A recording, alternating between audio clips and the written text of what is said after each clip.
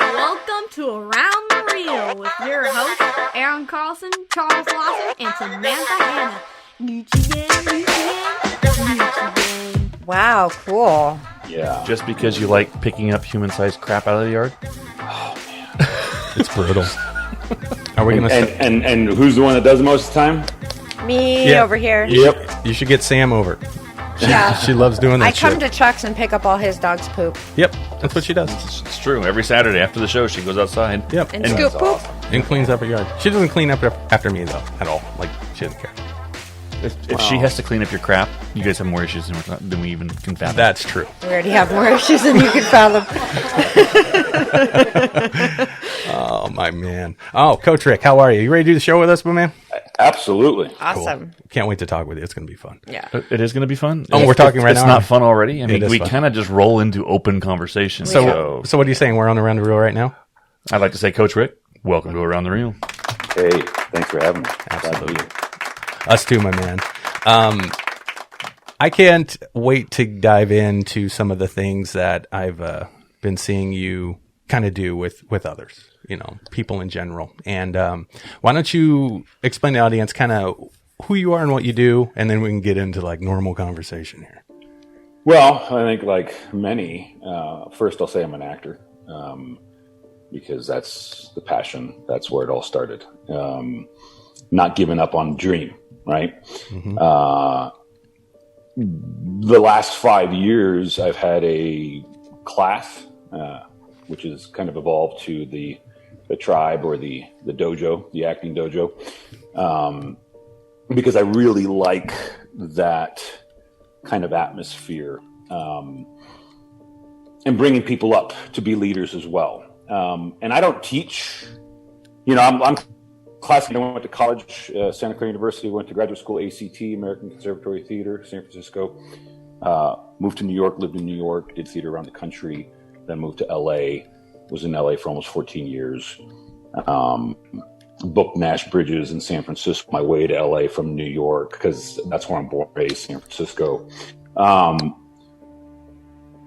You know, and now I'm in Spokane, Washington, where I've been here for coming 11 years this August. And but the last 5 years, I have a class, but I coach.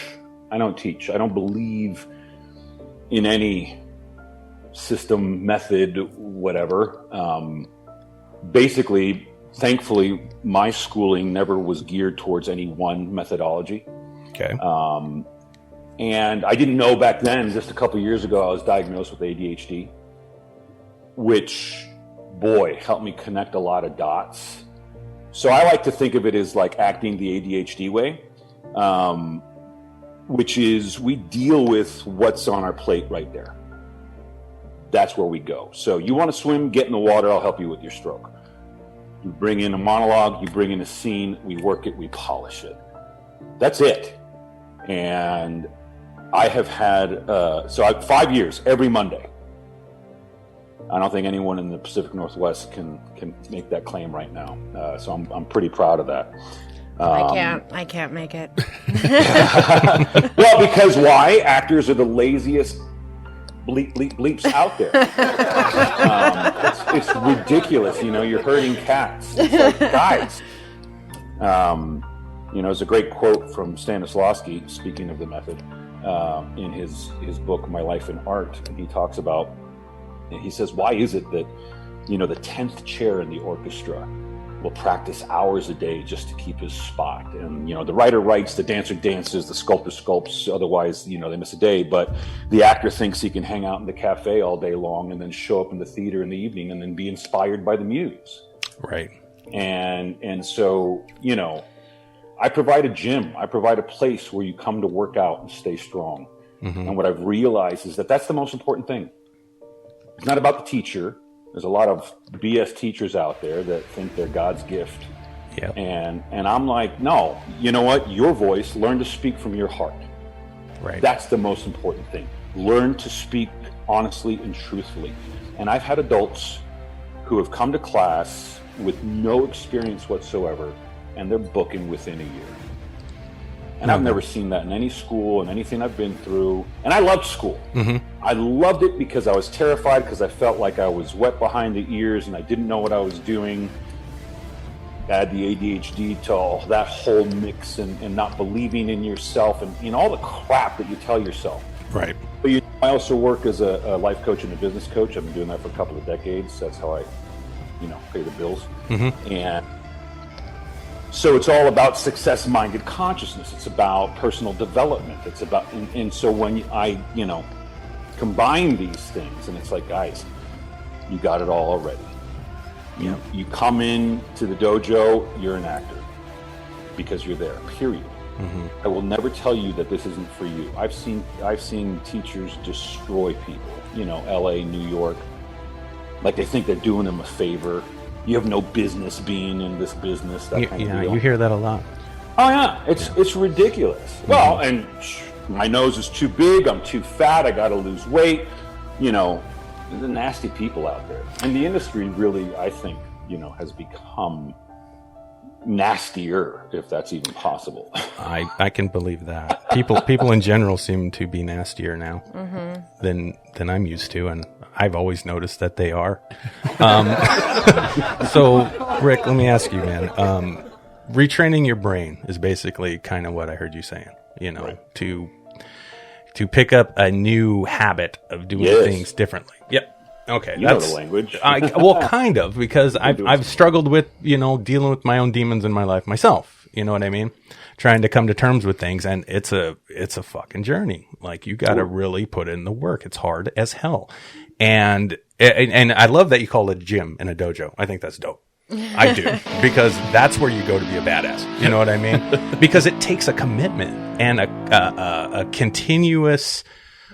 Kind of day by day journey of focusing on that and pushing yourself to fucking go and just be there. That alone, to me, is a huge step. So I say all that because I want to ask, what, in your opinion, what's the difference between someone who has that kind of confidence to do those things and someone who comes across as arrogant? Because I've got people tell me in my life that I'm arrogant all the time. And I kind of joke about being arrogant now because it makes people fucking laugh. But, at the same time, I have it sometimes, but I primarily always look at myself and I go, am I being arrogant, or do I just believe? And I won't let anybody talk me out of it. Do you know what I'm saying? I absolutely. And while I believe in being responsible, which means, you want to be responsible for how you land in someone else's world. You know what? You're also not responsible for what they think and believe either. So if I can be frank, fuck them. You're speaking my language now.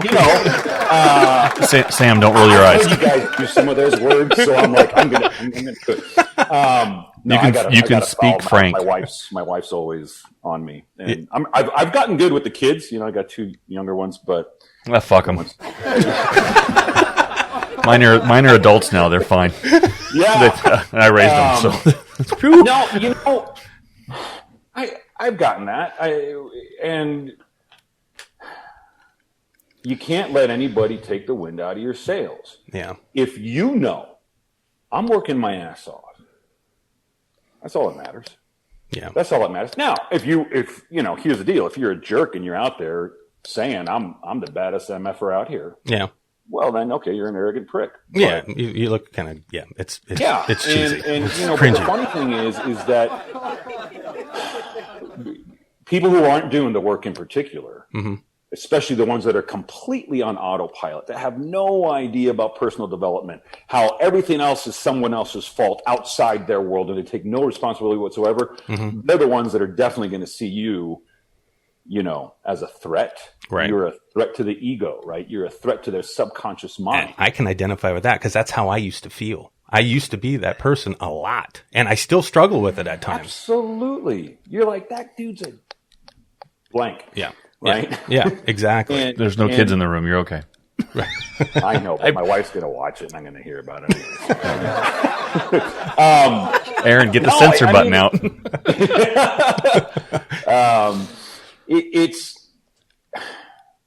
I struggle with being a coach out here, and I've had, people take shots at me and even take shots, at the class and stuff like that. And it's like, what I'm doing, I'm not making money doing this.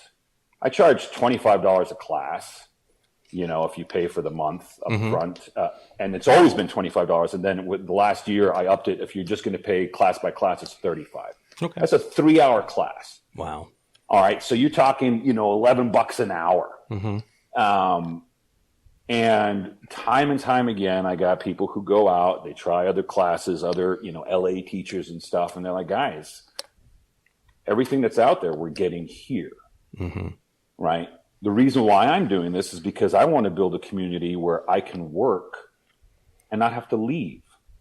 I've lived in New York. I've lived in LA, born and raised in San Francisco. Do not want to raise my kids in any of those places and don't want to live there anymore.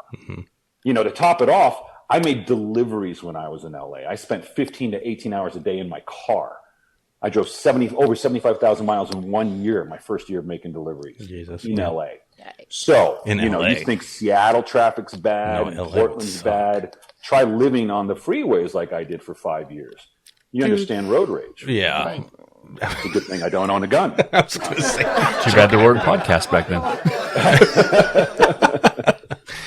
Wow. It's a cool thing you're doing. It just getting that vibe out there for people. It's kind of a hard thing to grasp, I think, for some, but not saying that I totally do. I don't. I'm still trying to figure out a lot of shit, but there's one thing I'm very confident about, and it's believing in what I'm feeling inside, that drive. And I've always had that drive. And I see a lot of people who are super talented that don't have that. Like I was going to bring up Sam in this one a little bit because she is such a good writer, dude. She can write her ass off. She's written this novel of poetry that is fucking beautiful. She's too scared. It's so personal to her to put it out there because of what people may think or others might say. And I'm like, honey, you just got to do it. You just got to put it out there and go and not give a fuck what anybody says because you wrote it and it's great. But what would be something that you would say to somebody who comes in and they have this talent, but they're struggling with overcoming it in their head? Oh yeah. Oh, well, okay. So the first part, which we just covered, is show up, do the work, right? I mean, that's the basics and fundamentals. And that is part of the most difficult part for most people. When you commit to creating a new habit, staying on the path, because you're going to get knocked off. Yeah. This is why, I became a coach, help people get back on the path, stay on track, don't give up, right? Next level, for me, I'm really into this to help, save the planet. And that sounds like an absurd statement, but I think we need to all start standing in that space. And how you do that is, love conquers all, right? Where does that love come from? It's us.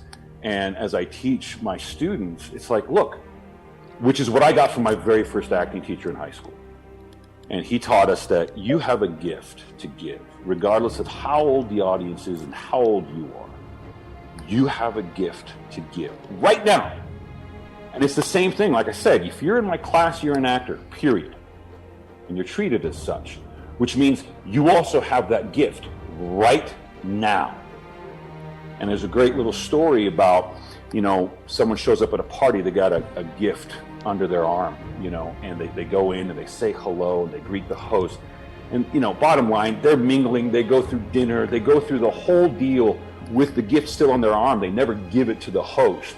And they leave. They leave with the gift under their arm.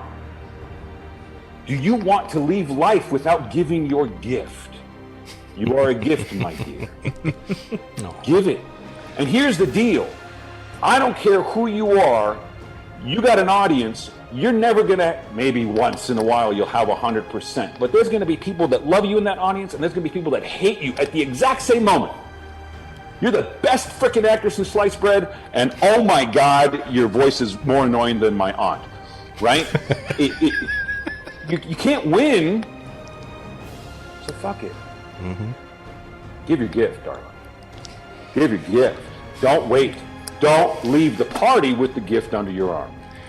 What was funny is that she I told her that we could probably talk to you about some of these things I today, didn't want to and she talk didn't about- want to because she was going to start crying. I cry all the time. So I'm with you. Listen, we don't realize how powerful we are. We don't realize how brilliant we are. We've been, personally, I can get into the whole conspiracy thing, but yeah, we've been taught and dumbed down, right? And kept away from our actual power.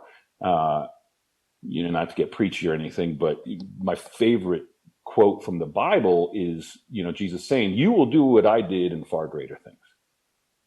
And I'm not saying that we need to go to Christian programming or anything like that. No, Hashtag faith-based. Yeah. Fuck yeah. Faith-based, yes, thank you.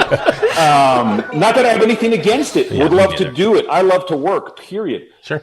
But I am in favor of some good old-fashioned good guy stories. Yeah. I don't know if you've looked at programming recently. It's pretty fucking dark and negative. Yeah, there is. And evil. Yeah, there is a And- lot of it. and, my God, horror is the easiest thing you can get money for nowadays. Yep, it sells like a motherfucker, doesn't it? Horror and Maybe we boobs. should question that, Yeah. Yeah. Right? Yeah. And it's like, I want to do something that my kids can watch. Mm-hmm. We had Z Nation. We shot 5 seasons. Yeah. of Z Nation out here in Spokane. And I was on the first season and the last season. But I was a cannibal in the first season, and I'm flipping steaks on the grill. Badass. I love it. See, you got me sold. and then I'm just some jerk military guy, and I get my arm chopped off at the end, and there's blood going everywhere, and Yeah. I don't want my kids to watch. My wife doesn't even want to watch it because she's like, it's gross, and I'm not going to show it to my kids. So, for me, this is about taking the industry back. Okay. This is about literally, because your gift helps people heal. Mm-hmm. I'm in this to help people heal. My belief is, what does it look like because I've also gotten into producing and being an acting coach on set, which to me is one of the greatest missing components. The industry goes with, we like what we saw on the audition, good. Well, that's stupid and idiotic. Directors and producers are missing 50% of what's possible. Mm-hmm. Sure, maybe the actor's going to do a little work on their own and bring, you know what? You give me an hour, not even sometimes, and we can get that other 50%. Call it rehearsal, call it, workshopping. I don't care what the hell you want to call it. Take a little time, be with the actors, let them find. So, what we find is I get my actors on set and they nail it on the first take. Dope. And so I even have some students that made a t-shirt that said "one for safety," because that's what we do all the time. It's like, well, let's get one for safety. Because you don't want to just say, okay, we got it. Let's Right. move on. Yeah. But that's how my actors show up, right? Ready to frickin' rock and roll. And if you don't take that little bit of time, right? Mm-hmm. So for me, changing the whole environment, I want to eliminate the two worlds when you walk on the set, which is in front of camera and behind camera, Okay. right? Most important thing is the performance, not the actor. The performance. Because that's the energy. That's what the audience is going to connect with. Mm-hmm. That's the vibe. There's the healing energy right there. What happens when everybody on set is in line with that? I'll before we call action, I'll say, all right, everybody, let's take a deep breath. Whole room. Whenever you're ready. I hate yelling action too. I try You to sound, Me sound too. like Chuck. Yeah. Yeah. Chuck does. I always the same say when you're ready. You know what? Well, it's a great story, and it's Clint Eastwood who tore apart some Italian director because they were also freaking out the horses. And he's like, if you yell action one more time, I'm going to fucking kill you. So, how can you yell action when you're about to go into an intimate, loving, whatever? Sure. Right? That makes sense. So when I heard Clint Eastwood's like, whenever you're ready, love it. Gives you You know? goosebumps. God, I wonder if I heard. Did you steal that from I Clint Eastwood? didn't realize I might have, but You might have. because I always remember when the guy who did Santa Claus movies, I can't remember who it was, because they'd everybody do their thing, and he'd always say "cut, please." Okay. And I was like, that's the best way to end a scene. Cut, please. Like, hang on a second. I was like, he wasn't like upset wasn't rude about Cut, please. But I always thought that was so great. So I was like, you know what? When we were making the Outrider, I was like, okay. When I was one behind the camera, I was like, okay, when you're ready. When you're ready. You say it all the time. Yeah. You've been saying that for years. Yeah, even before that, wasn't it? Yeah, way So before. I don't know. Yeah. Hey, if you guys give me a second, I'm going to open the door because my dog is whining because Sam's still crying. So she wants to come in and console her, and she won't stop whining, and I don't want her to. That'd be the only thing we hear. Oh, okay. Yeah, That's fine. please. She's going to freak Come here, out, though, lady. and ruin the whole show. Come here, lady. That's fine, though. Yeah, we love dogs. We love dogs. on the podcast. Since Sam's crying, she might actually just sit there and be calm with her. Sam, you got hit in the gut with that one again? Yep. Yeah. They're still like dropping. She tears. won't stop. I'm looking for tissues in the room. I'm like, But you know what, though? It's, I give her a lot of credit, Rick. She's come so far in building a confidence now. Like, she's running and directing our documentary that we're working on right now. And she is kicking fucking ass.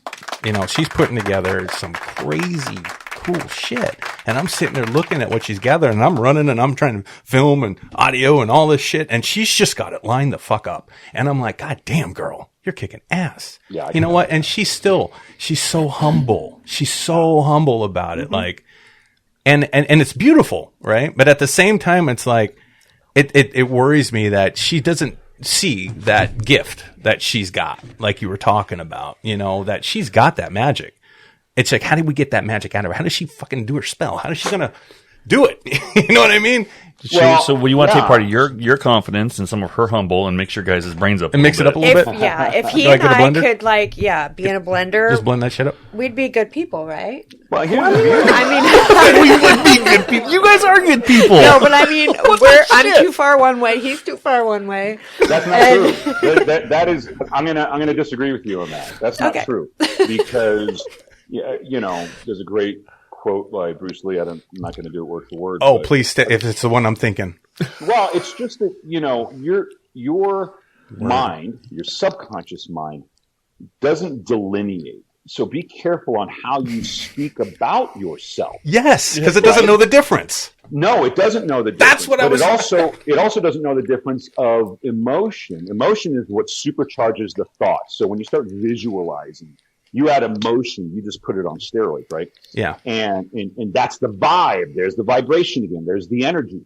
And so when you feel it, the subconscious can't tell the difference. If Right. you feel that genuine joy of crossing that finish line, whatever that finish line is, right?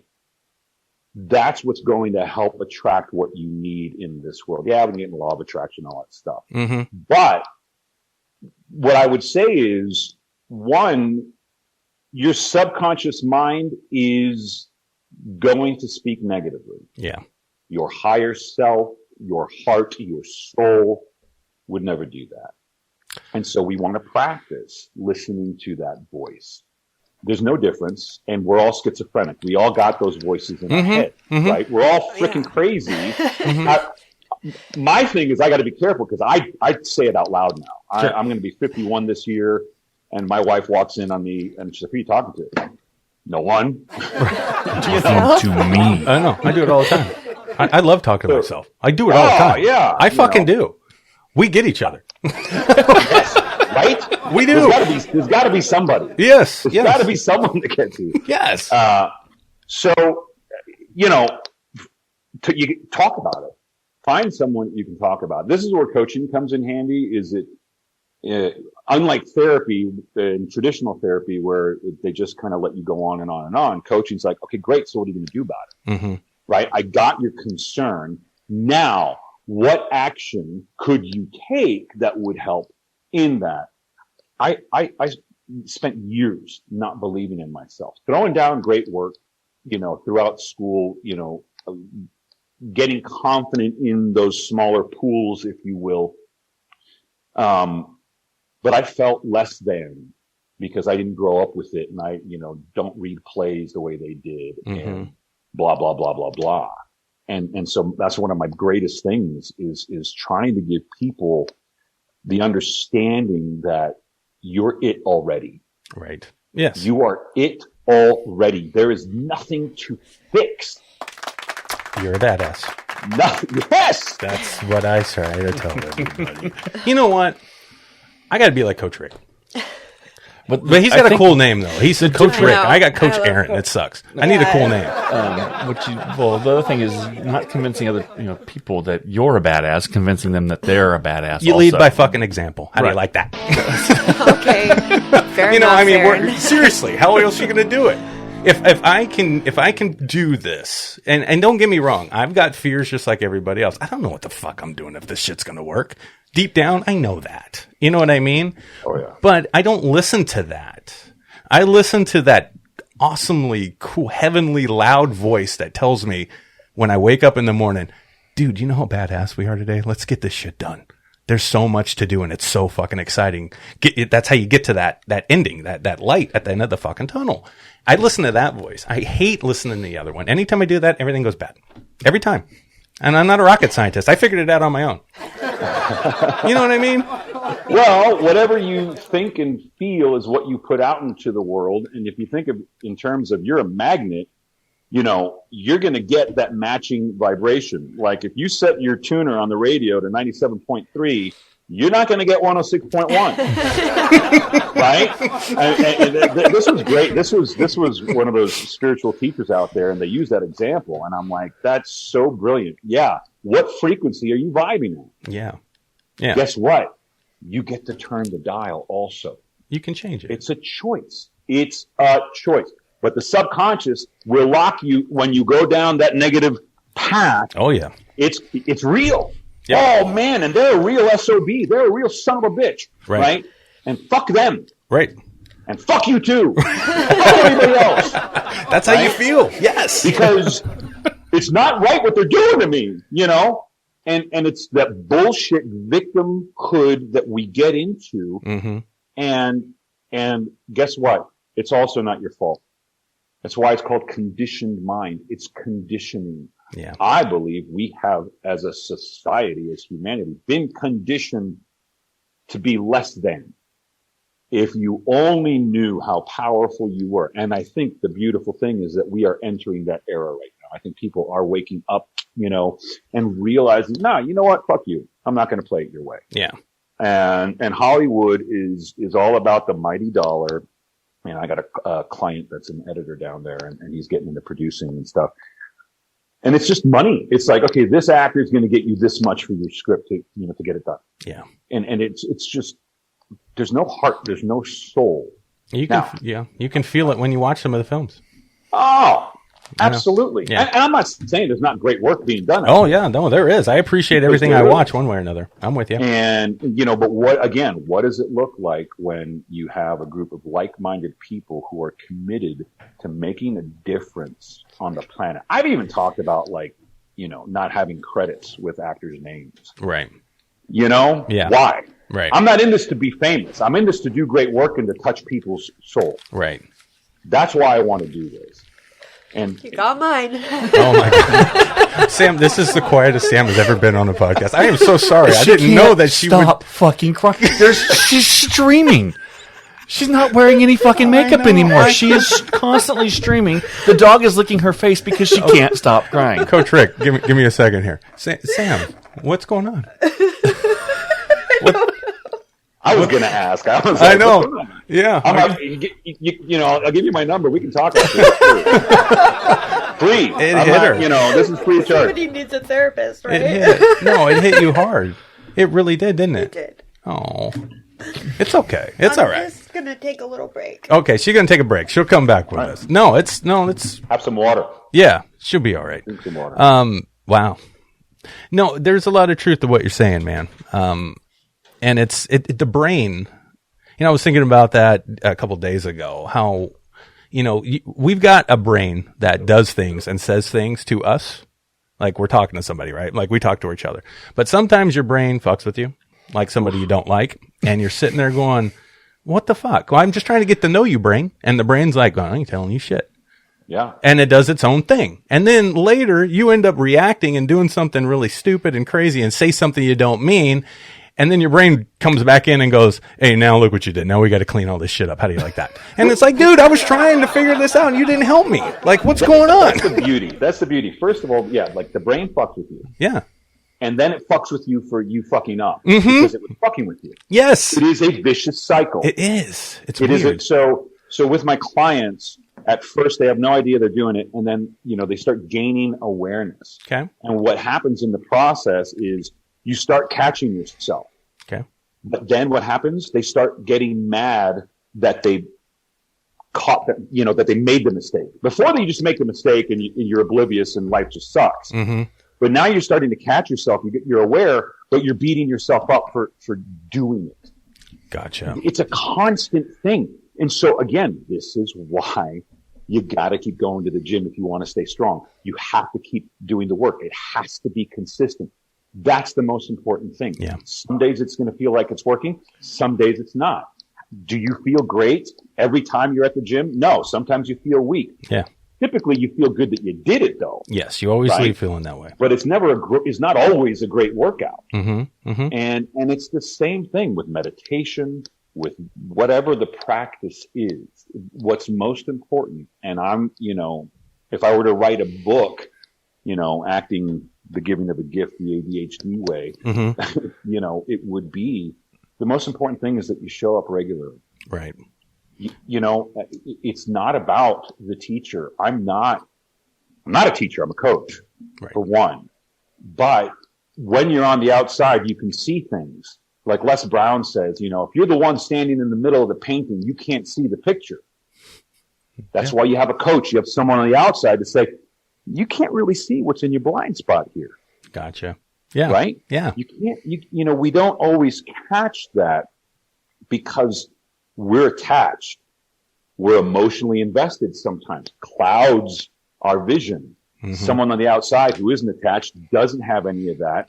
And the beauty of a coach is hopefully that, they're your biggest cheerleader. They do nothing but believe in you. That's all I do is I hold the space of you've done nothing wrong. You can do no wrong. Right. It's funny. Even when you do wrong. Even when you do wrong. Yeah. It's funny. Like, this week, we run in a campaign for our films and stuff. And, my, high school coach reached out to me. I played football and stuff back in the day. Oh, and, he told me, he's seen our last film that we released and everything else. And I haven't talked to this guy since high school. Right. Nice. But he actually helped me get into college, play college ball, everything else. I mean, my dad passed away when I was 15. So he kind of was my guy through high school. My coach was. Anyway. And he was an awesome guy. He kicked my ass. He pushed me. Yep. I hated him. I thought he was a dick. I did. But, it's funny. He reached out and he said, saw your film. You're doing great things. Keep it up. And I almost choked. I choked up. I did. And I was like, oh, fuck. And I'm like, well, thank you, coach. I still called him fucking coach. Yep. And, absolutely. Yeah, I did. He will forever be your coach. Always. And I told him, I can't thank you for all the things you taught me. There's no way I could possibly do that.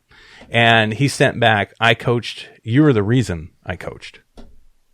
The world is yours. That's what he sent me back. How badass is that?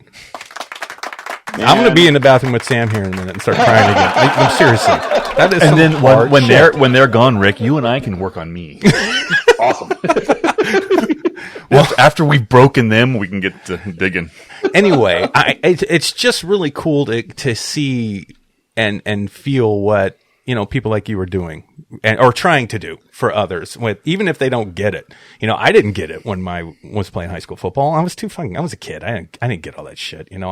But it obviously affected me.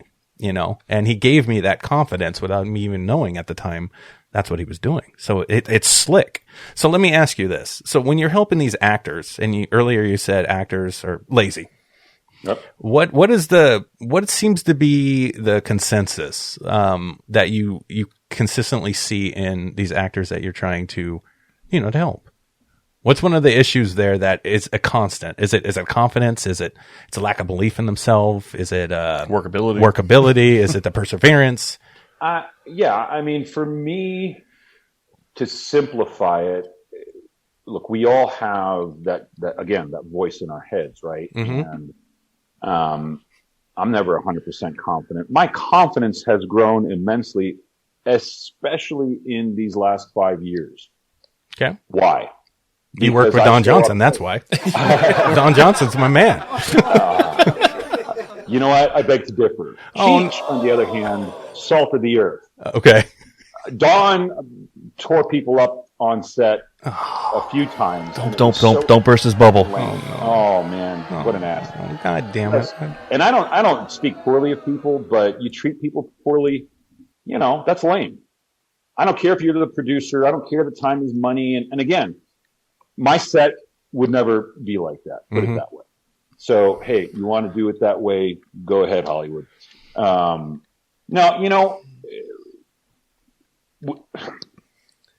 for me, it's showing up. Why? Why can I say actors are lazy? Because I'm an actor. Mm-hmm. I know what it is to put things. I'm also ADHD, and I realize that my laziness is also my wiring. Gotcha. Right? But I am, I'm like, don't bullshit the bullshitter, man. I mean, I wrote the book on procrastination. Right. Okay. But what I did realize, which helped me early on, was that I can show up and I can throw down even if I didn't work on it. And it'll be better than the last time I did it. Mm-hmm. And I'll be the first one to get up and do it. Right? I'm like, no, I'm not going to be scared. No, screw you. Right. And I'll throw down. Yeah. So that was good, but great. So I'm working on talent, not hard work. And as we know, hard work will always trump talent. Yeah. Right? And that's the problem. So you get talented people and they're like, yeah, I got this. I can do this. No, the trick is showing up every week. The trick is consistency. The trick is, are you committed? Mm-hmm. Commitment looks a certain way. And it's not easy. And the funny thing is having done this for 5 years, numerous times actors have been like, I'm going to take a break. Oh, really? Because you haven't been showing up regularly. And when you do, you don't show up with work anyway. Mm-hmm. You've already been on a break. What are you talking about? You're going to take a break. No, now you're just going to, not come at all as opposed to once a month when they were showing up every week. Yep. And I'm sorry, you can see the difference. I talk to my agent out here and she, speaks to me about how my students do and how her Spokane roster is beating out Seattle right now. Because why? They're consistently working. That, again, to me, bottom line is the most important thing. Yeah. Make a commitment. And here's the problem. We don't have an instrument that we can pick up and play at home, right? We are the instrument. Mm-hmm. And don't go dirty there on me. But I got you. You need people. Sure you can play with yourself. Yeah, practice the monologue, right? But it's you got to play off another human being. Mm-hmm. Now, we do need to learn how to act to the dot on the wall. You got to do that for auditions. The blessing in disguise with this whole shutdown was that I was on Zoom for 14 months every week. Well, now these guys are comfortable in the Zoom space. They understand the sight lines. It was a great in-depth dive into self-taping and Zoom auditions. Who knew? Right? Wow. Which is why I'm probably going to start another one up because that's not going away. Right. Casting directors love not having to deal with that energy in the room, especially for first round. Yeah. I'll see you in person for callbacks because we weeded out hundreds. Right. But sitting through those in person, that's exhausting. Yeah, but it's so much better. Do you think so? I think having people in person. I mean, granted, if we were doing a giant call, okay, yeah, I'm with you. I'd want to do a callback where once it's been weeded down. Mm-hmm. But being able to have that conversation and have that and be able to feel the energy from the person, because there's been some we've had recorded auditions where they did all right, but they did just as good as the person who showed up in person. And the person who showed up in person, we were able to have a conversation with and understand better. They had an advantage. Yeah, that person has that advantage. Yeah, like you said. Yeah, so I get it. I mean, yeah, there's that. I got you. That's why it's going to be live Zoom auditions. Mm-hmm. Yeah, I think we're going to go more to that, and they still don't have to take care of people in the room. I think that's the hard part, is that you got so many actors that are terrified, that are not comfortable with auditioning. Look, auditioning is its own world. Yeah. How you act for an audition is not how you will act on screen. Correct. You have to understand the parameters of the box and what's required, and that stillness is your superpower. And 75% action is still too much. Yeah. You got to act being still. right? Let them see this. So Aaron, you'd be horrible still at this. Aaron, I'm totally in agreement though with the energy of like getting people's vibe. Yeah. That's huge. Yeah. Without question. I think, Chuck, that you would be upset about not being able to be touchy-feely with people. oh, would you stop? Because you're so Okay. Don't even- Yeah, I'm just saying. That's the thing. You're a hugger, remember? I am a hugger, AKA groper. a long hugger. Yeah, very long. Long hugger. He's so weird. No, Anyway. but I'm with you though, because we did that. We all had a giant Zoom the other day because we suddenly had to recast one of our actresses for our movie, and we had the actress that they were auditioning with because she's already cast. So she was in there, Aaron was in there, Sam was in there, I was in there, and then we had the people auditioning come in with them, and so it was actually great to actually have a live version of that. Yeah, it and worked everybody great. together. So It did work great. Yeah. Yeah, I didn't mind. I actually felt like I got to know both of them. Very It's well. true, too. Yep. Absolutely. Huh. It's weird, isn't it? a little bit. It's weird that we like people are acting. People like to act. You know, if you think about it, like what makes somebody want to act? Why do I want to make a movie? You know, why do I want to act in a movie? What is that? Isn't that weird? I've never thought about it till just now. Like, yeah, why the fuck do I like doing this shit for? Why do I not? I mean, I always said this movie that we're doing now is going to be the last movie I acted in. And everybody who keeps watching the teaser, like my old boss who sent me a message the other day, said, man, I instantly started crying when I watched this teaser. Yeah, I told you. Chuck's a great actor. He wants to stop acting because he doesn't want to do it I anymore. just wanted to do the behind the camera stuff. Yeah. Yeah, he's great. He's fucking But great. choose. You know, you can choose. Here's the thing. I mean, I'm so probably not great for my agents, but you know, I could care less about commercials, you know, and a lot of, you know, things that are the freebies, because I'm done with actors should be grateful for the opportunity to act. You know, fuck you. Mm-hmm. They're the ones that are going to make it or break it. And so they deserve to be paid. Right? I mean, we need to evolve past this guerrilla filmmaking. And like, if we want to be professional, let's be professional. Find some money, you know, do better than I'll give you, you know, some tape for your reel and a Subway sandwich. Right. Right. You can do better than that. You really can. I'm not talking that it's the same complaint I have about Spokane and how the producers out here, they sell Spokane like it's Walmart. And I know Portland, you know, went through a lot of this also. And it's like, stop giving Walmart rates. Mm-hmm. You know, when you have a show that is number one on Sci-Fi for, you know, almost all 5 years that it runs, our crews are not any less qualified. Right. You know, our people are not any less qualified. They are professionals, and they deserve to be paid industry standard. That's all I'm into. I mean, I want industry standard. But stop doing scale. Right. Why? Why do we got to be the bottom of the freaking line every single time? We don't need to do that. Yeah. And it just requires people to start standing up and saying, no, screw you. Exactly. Yeah. I'm not going to do it anymore. And on that note, please contribute to our campaign so we can actually make sure that we can take care of those who are taking care of us. Again, Indiegogo.com. He makes an excellent point. He does make an excellent point. Yeah, it's true. Yeah, what if everybody did say, well, fuck you, I'm not going to make your movie then. What are you going to do now? And then they run out of people to make movies with. You think they'll pay them then? Probably. Yeah. If not, or are they going to do like replacements? These are the same actors that don't want to spend $25 for a class, and you know, are desperate to get on camera. Yeah. Actors need to, and again, that's so much of what I told my students recently. I'm like, you know, stop thinking in terms of you're lucky to be in the class with whatever teacher. Mm-hmm. How about you start thinking about they're lucky to have you in the class? Correct. Again, you're the gift. You're that contribution, right? You are going to lift it because of what you're giving and bringing to it. Right. We got to stop with this putting people on pedestal things. And again, it's not about standing up on one of our own either. Mm-hmm. Again, we're not going to be the arrogant, you know, jerks like Aaron, right? Exactly. Yeah. Like asshole Aaron. And me, because believe me, I get it all the time, except that most people are afraid that because I'm a little scarier looking. So they won't actually say it to me. They just kind of whisper it from behind. I get it. Yeah. If you were just scarier looking, Aaron, you'd be fine. I don't pull it off. But it's funny that you say that because I said that to my kids all the time because they were always worried about going to get a job for a job interview. I tell them the same thing. You're interviewing them to see if you want to work for their company. They're not interviewing you. They have people who can come to work. Mm-hmm. You want to figure out if that's going to work for you. So you're interviewing them to find out about the company. That's how I always look at it. Yeah. Yep. Absolutely. Yep. Yeah. I don't know how you do it. Well, I mean, you go in there up there and play victim. Be scared. That's why I think people are nervous all the time. It's like, why be nervous? Go talk to them.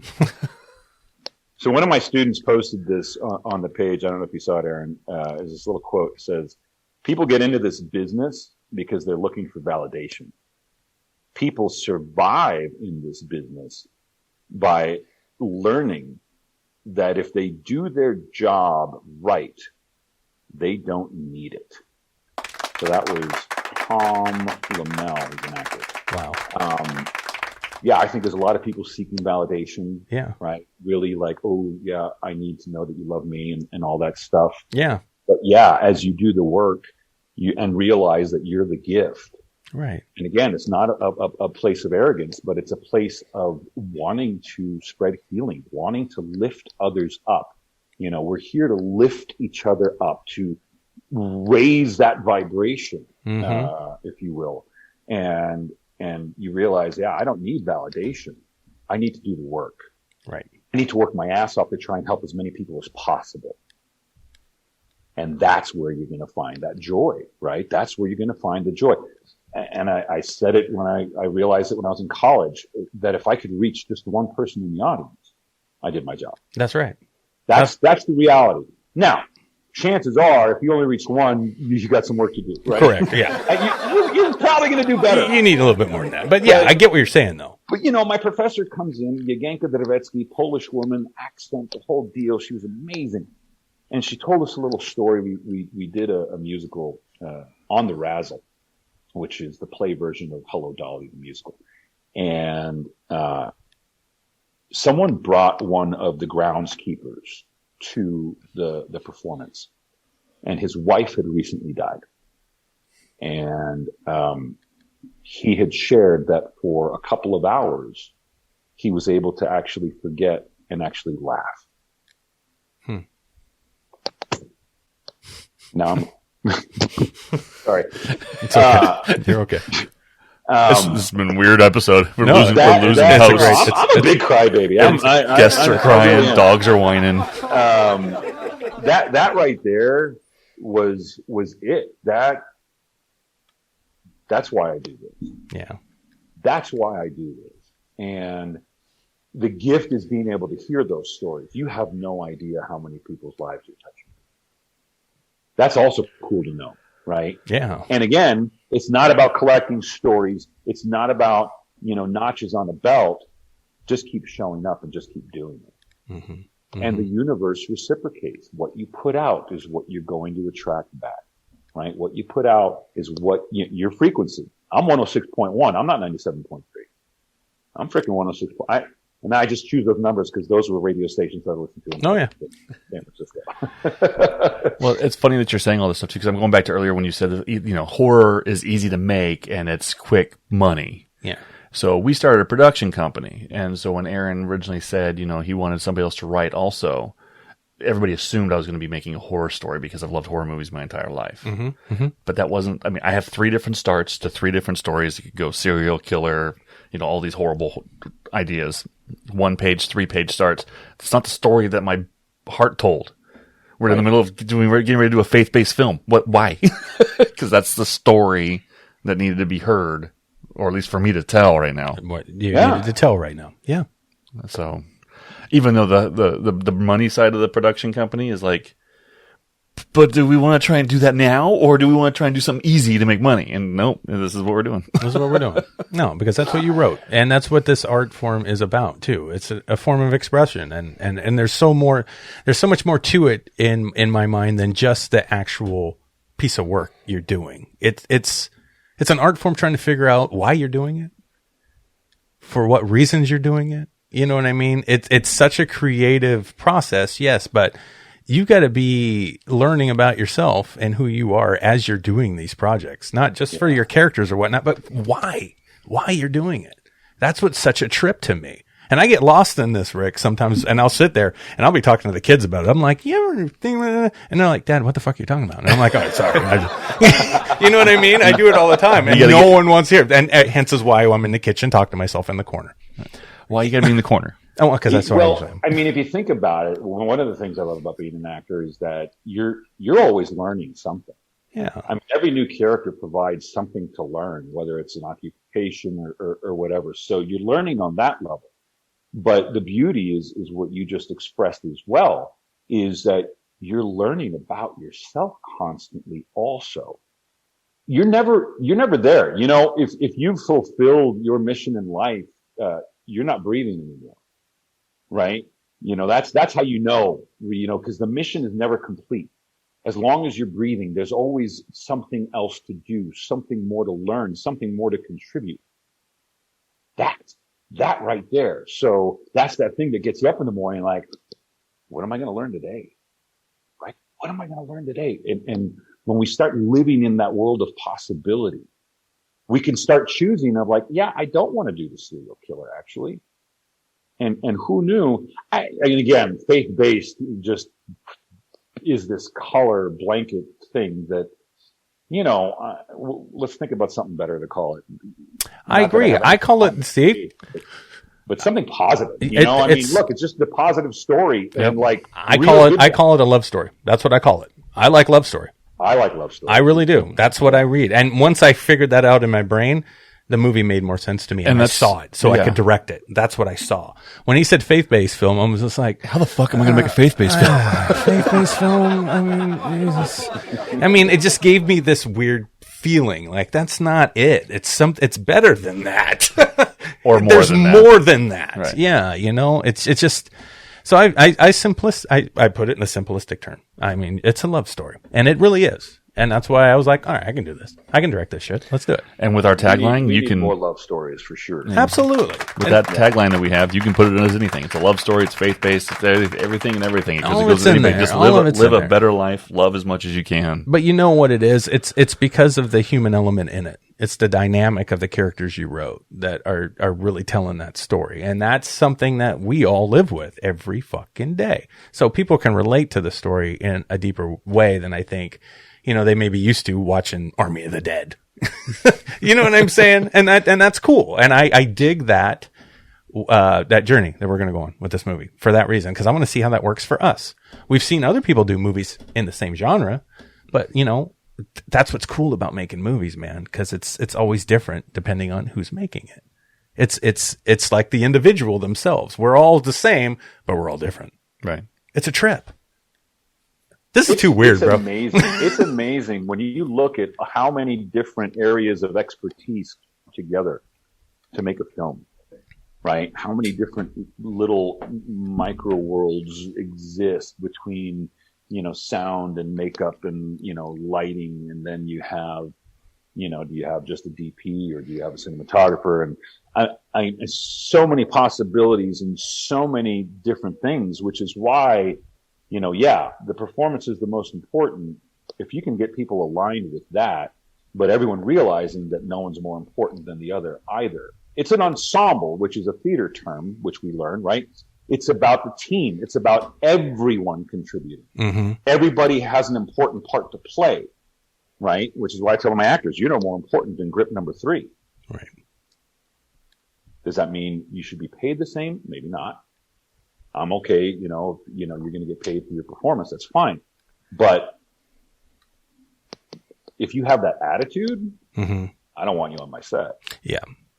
I agree. That's the thing is having people that are willing to be there for the work, not for their ego, not Mm-hmm. for themselves. Mm-hmm. So, and I wanted to be a star. I wanted an Oscar. I haven't watched the Oscars in years. Me neither. Any of them. I mean, I'm like, done.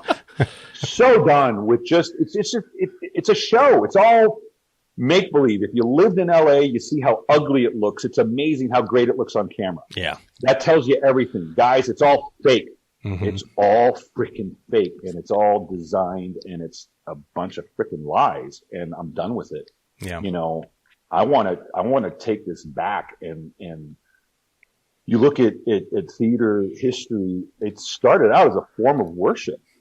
Yeah. Right. I mean, it was now I don't care what God they're worshiping right now. I want to do it for the right reasons. And let's say love, that's the God that I want to worship, is love, because love is going to heal. Love is always going to work. Absolutely. You're never going to go wrong with love. You're never going to go wrong with love. You can't beat it.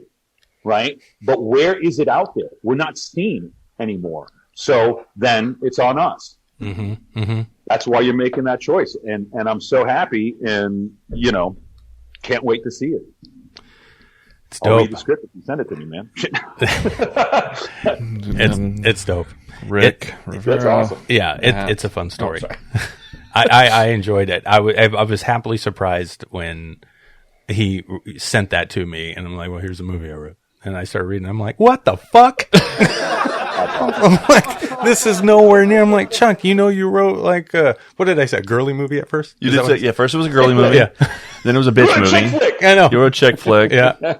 I went through and then you're like, why is he praying so much? Yeah. And then I was like, oh God, it's a faith-based movie. You made a Christian shit. you wrote some Christian shit. Chuck, you're gonna have to direct this yourself, because I can't fucking do faith-based. I think was one of the terms. And until we had that conversation, it's like, if we're selling it to PureFlix, it's a faith-based movie. If we're selling it to Netflix, it's a love story. Yeah. It depends on what you're pushing it to, what kind of market. So. See, and I worked with that you. That clicked his brain. He was like, oh yeah, that's a good point. It's a love story. Thanks. That's how we work.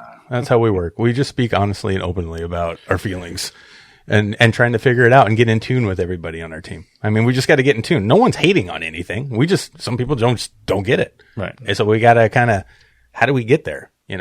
And I had a minute trying to figure that one out, because I wanted that to be for your first film, I want this to be fucking special for him.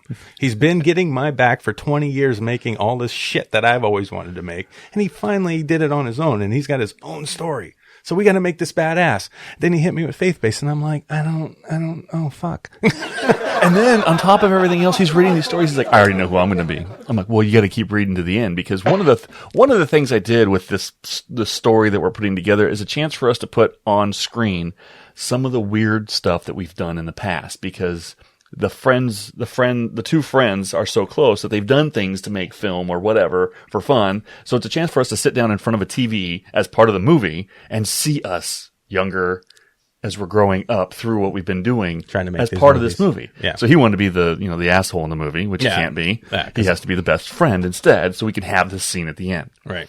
So I had to play pussy. You want me to play pussy? you're not. You are without a doubt. You are the shadow of doubt. I know. No, story. You wrote me very well in PG fashion. He did. Yeah, he did. I wrote Yes. basically it's Aaron without a single F-bomb or Yeah. Right. yeah. I can do it. I can act. I can do it. It'll be fun. It'll be a challenge, but I can do it. Just don't say cut. You just say cut, please. Cut, please. Thank you. All right, cut, please. Ready. Oh man. Okay, guys, when you're ready. When you're ready.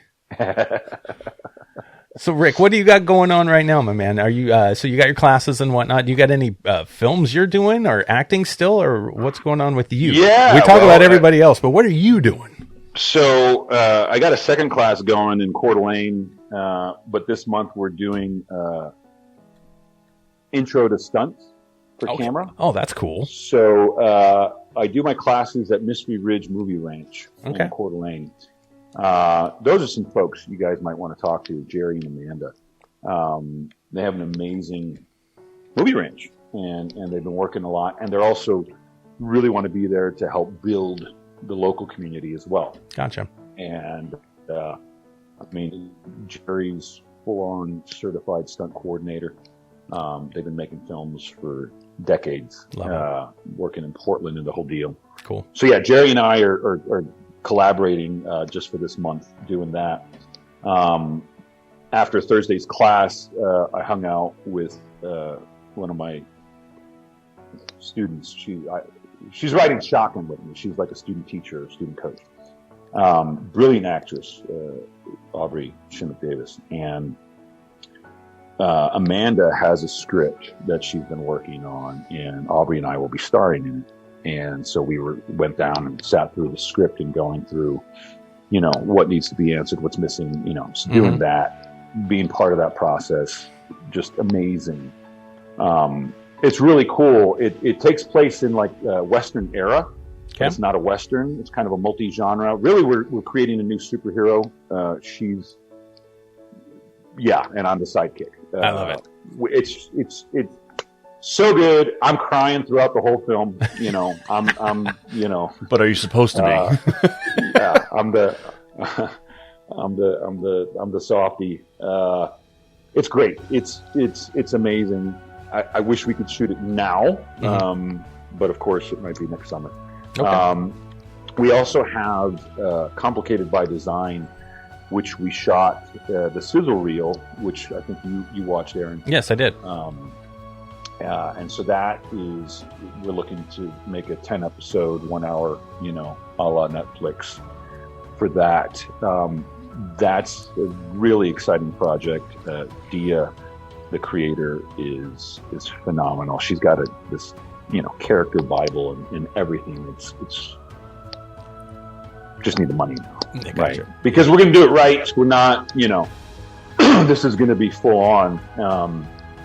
And we shot that sizzle reel in 3 days. Almost all, but one of the actors were my students. Wow. And, you know, we worked it. I was there on set the whole time. And I'm in it too. I get to play, you know, the doc, which I love. You know, being a person of color, Hispanic,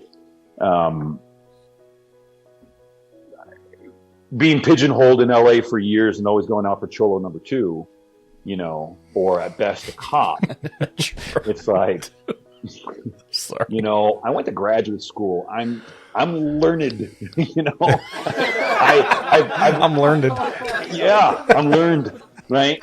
I can play a doc. I can play a lawyer. I can play. So, and he's not just a regular doctor. He's, you know, more on the spiritual. So it's a badass character. That's cool. Yeah, and he becomes the mentor for this same actress that I'm going to be doing this other film with as well.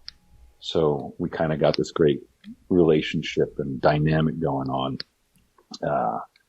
looking after her. And so yeah, those are the two main things. And, you know, trying to get the students and helping them with all their little projects and stuff like that. I want the world to open back up so we can all really get back to work and get that flow of energy going, which is also money.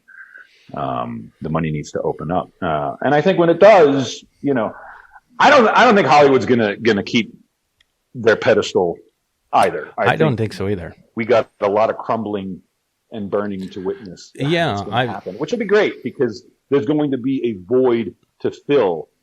And, whether people know it or not, they're sick of the dark.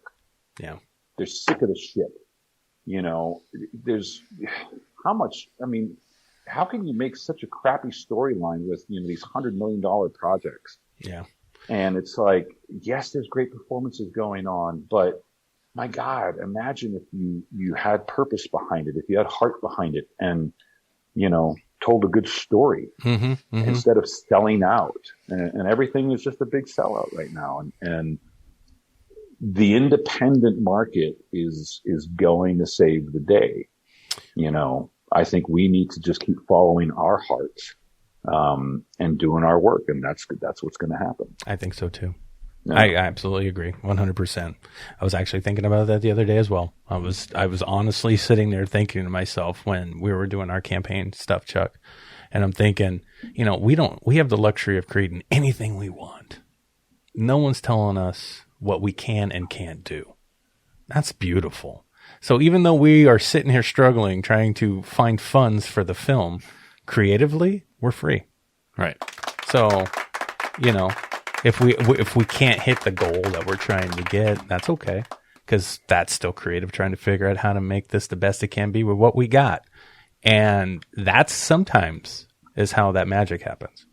So I have no doubt that our films will be made regardless of how much money gets involved.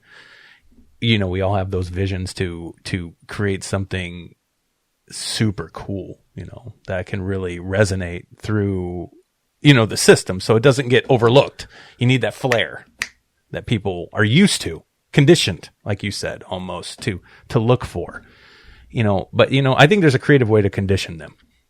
We just got to get their attention. And I think that studio stuff is starting to really rub audiences the wrong way, because I was thinking about it with Zack Snyder stuff with Justice League and what's going on in Warner Brothers with that. And it was amazing that 2 years people were trying to back just seeing that man's vision for that movie. And they finally cracked and said, "What's this Snyder cut, Zach?" And he's like, "Motherfuckers, my daughter fucking killed herself when I was trying to make Justice League. You fucked me over and didn't take my movie. But I have it at home. You want to see it? It's 4 fucking hours. How do you like that?" And you know what? He got it out. Yeah. Because the audience demanded it. Because they are the ones that are paying Warner Brothers fucking bills. Isn't that funny? Right? Anyway. That independent thing you're talking about is exactly how we will save this stuff. I totally believe that.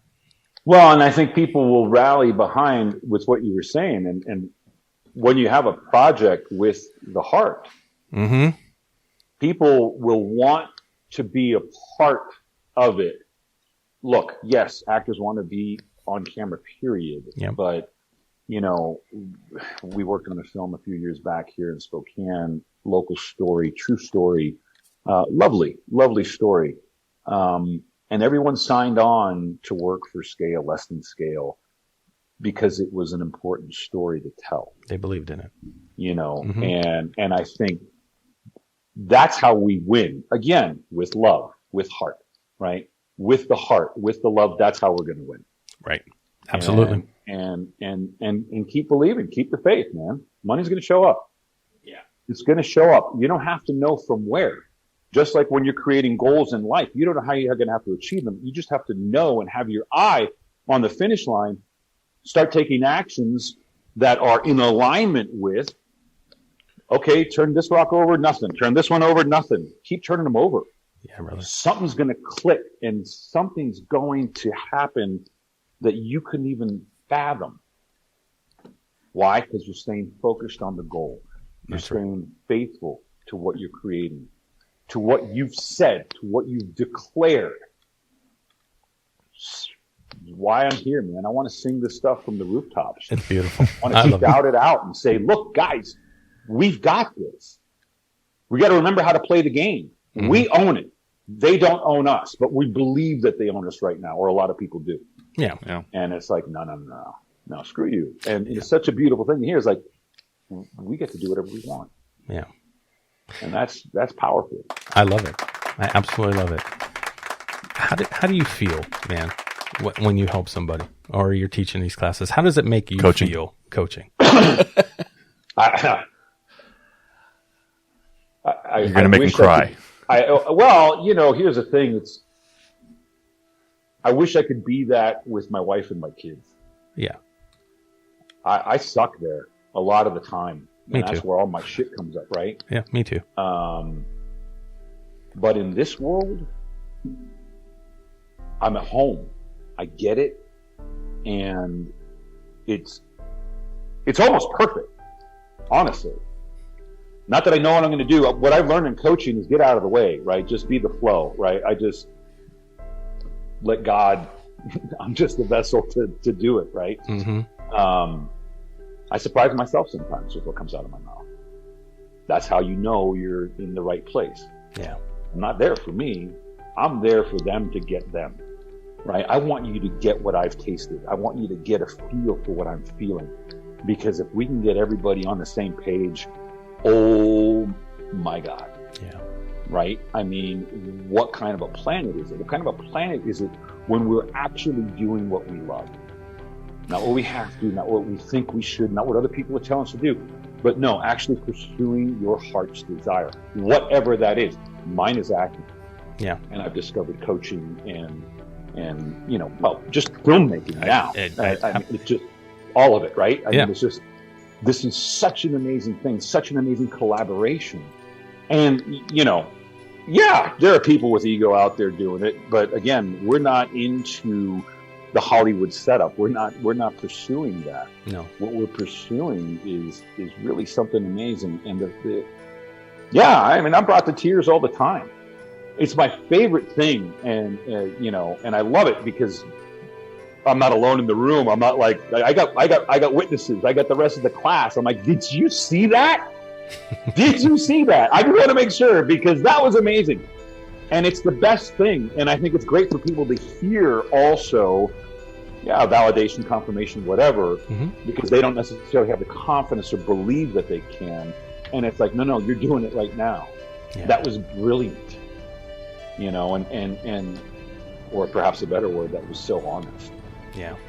Truthful, right? And that's all I want is I just know that you already have the truth to speak. Know that you have the gift to give. And it's such a blessing, and it's what keeps me sane, honestly. It's I think why I'm, still alive, not screwing up as bad as I could be.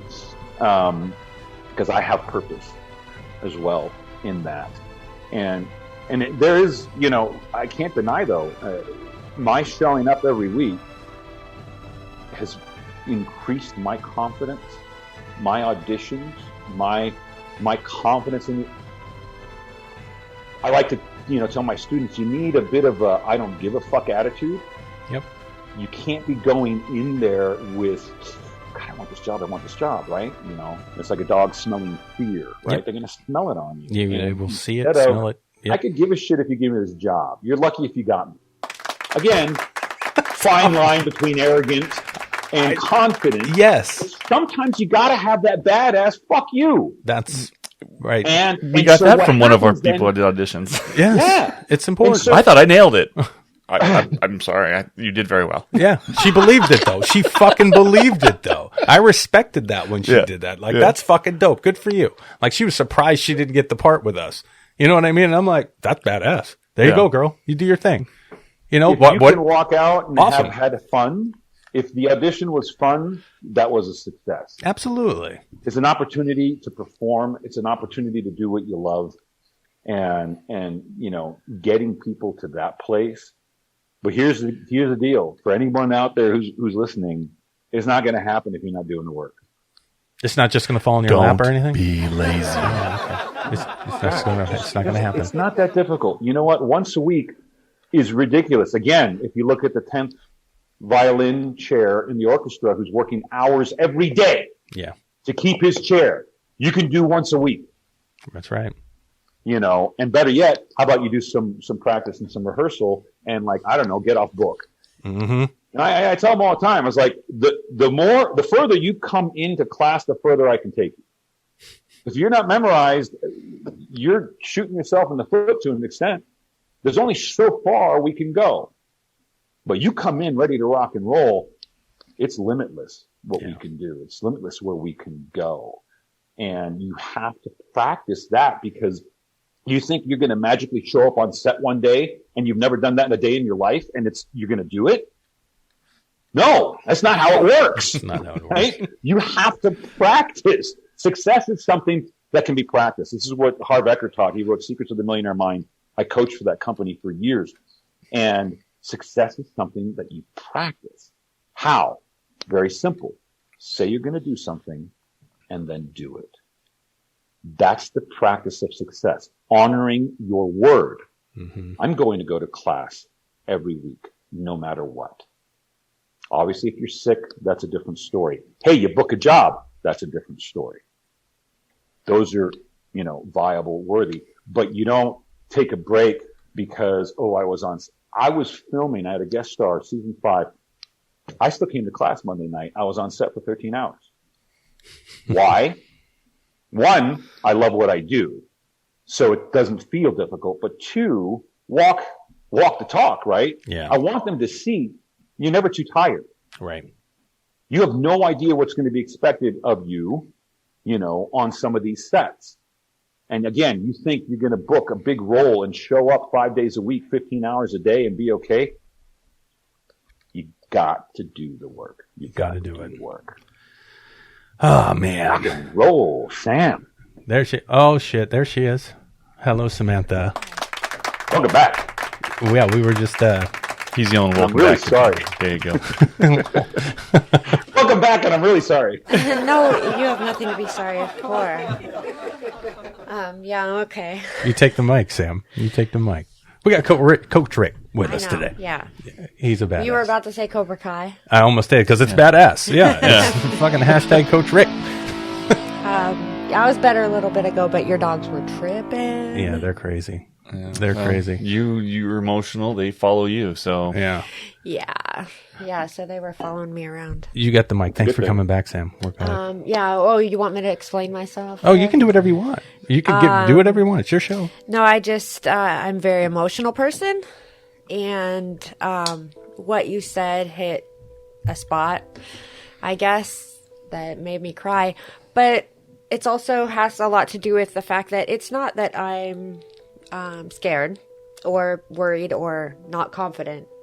I'm not scared and I am confident. It's not that. It's that it's my fear. I have a debilitating fear of hurting people or being somebody's bad day or upsetting somebody. And that's what stops me from whatever, if there's anything I won't do, that's why. I don't want to ever upset people. Right. Or be, I don't want anybody Offend to ever anybody. say, you ruined my day, or you ruined my life, or you made me feel bad, or, that sort of thing. And that's what it is. Hey, wait a minute. I tell you that every day, and you don't give a shit. What?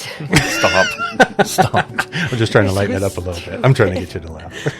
Yeah. No, I Anyway, hear that's ya. what it's about. And what you said just hit something with me because, I don't want to leave without giving that gift. You So. already are, by the way. Yes. You're here. You're doing this. You're working on it. You're already doing it, right? So let's acknowledge that first of all. Here we go again. And there's nothing wrong with being emotional. I'm the biggest crybaby I know. Me too. And it's a good thing. I was taught one of the Jesuits when I was in high school said that Saint Ignatius of Loyola used to say you need to pray for the grace of tears. Wow. Ooh, That's man, deep. I never forgot. That is deep. Certain things. I forget things that my wife tells me in seconds. Right. Aaron, you can identify with that. And it's not just because I'm a man, but I'm a man with ADHD, so it's a double whammy. But occasionally there's certain things you hear that gets, seared onto your brain and you never forget. And that was one of them. Wow. Pray for the grace of tears. Tears are a grace. They're a gift. They're cleansing. Yes, absolutely. If you got a wound, what are you going to do? Put a bandage on it and never look at it again? No, you got to take the bandage off. You got to wash it Yeah. and air it out. Yeah. Mhm. Speak it, cry, wash, right? Yep. Then you can put it back, which is why I was saying earlier, is you probably just need somebody to shoot some shit with for a little bit, because what happens in the process, what I do with my clients is you already know the answer. You have all the answers. Yeah. You have everything you need already. It's just you got to speak it and it's got to come out. You discover it. I'm not telling you what you got to do. I'm saying, have you looked over there? And and then see what happens from that, right? You are giving your gift. And you're just in the process of learning to continue to give it and give it in different ways, in different levels, and perhaps in different areas. And, I think as performers, we'd be paralyzed if we were worried that there were going to be audience members that weren't going to like us. That's why I'm right? paralyzed. Yeah, that's but it right there. and that's where we can be, fun and flip and say, fuck them. Yep. It's hard fuck for 'em me. if they can't take a joke. Right. I want people to like me. It's I hard. want people to feel good when I'm Yes. present. I don't want people to feel bad or dislike me or be upset. Well, people like so me, that's though. what gets me. People like me even though I'm an asshole. People say that you tell everybody I'm an asshole, right? Yeah, you are. But I'm not really. But You know, are. they feel the vibe. I think they feel the vibe. I'm not trying to be mean. I'm just being fucking fun. I'm just being silly and stupid and goofy. But, you know, I have what I believe, and I will fight for that. So if confronting people who are in my way that are trying to stop me or change my mindset about my direction, I'm not afraid to fight them in that regard. Like I will fight for what I believe in. I mean, that's how I've been in my entire life. I've taken it too far at times, but you know, now I'm coming to a place where it's like, yeah, what are you doing again? Why are you worried about what I'm doing so much? Either get behind me and let's go for a ride and have some fun, or get the fuck out of the way. Well, but that's Right. your personality. That's how I it don't is. have that personality. Yeah, you don't. You don't. And you look like my dad. So that really, Oh, that's yeah. what really Yeah. is making me cry. You actually do, Rick. Wow. I didn't think of that. I got you. I'm honored. And I'm glad that I can, you know, be a little bit of that space and that energy. Yeah. Because there are no mistakes. There are no coincidences. Right. And, you're already doing it. You're already doing it. Just keep doing it. And if there's anything, yeah, you're never going to hit 100%. You're going to have people that are going to love it and people that are going to hate it. And you might have some people want to point the picture that has nothing to do with you. It has nothing to do with you. You didn't do that. Their subconscious mind, they're not even aware. See, this is the thing. These people are on autopilot. Have compassion for them. We got to pray for everybody, right? Including our enemies, right? We got to have compassion for them because guess what? We were those idiots before. Right. I was the idiot that was on complete autopilot, just like everybody else, until I learned about, you know, personal development. And by no means am I any kind of expert. My wife will tell you, I infuriate her on a daily basis, right? And I got to do the work. I got to do the work. Yeah. We all do. Yeah. There's no perfect. I have always said, you know, our perfection lies in our imperfection. That's the beauty of it. We're all a big freaking mess. That's why I'm so great. I'm all fucked up. But that's just it. Hell yeah. I'm so screwed up. But guess what?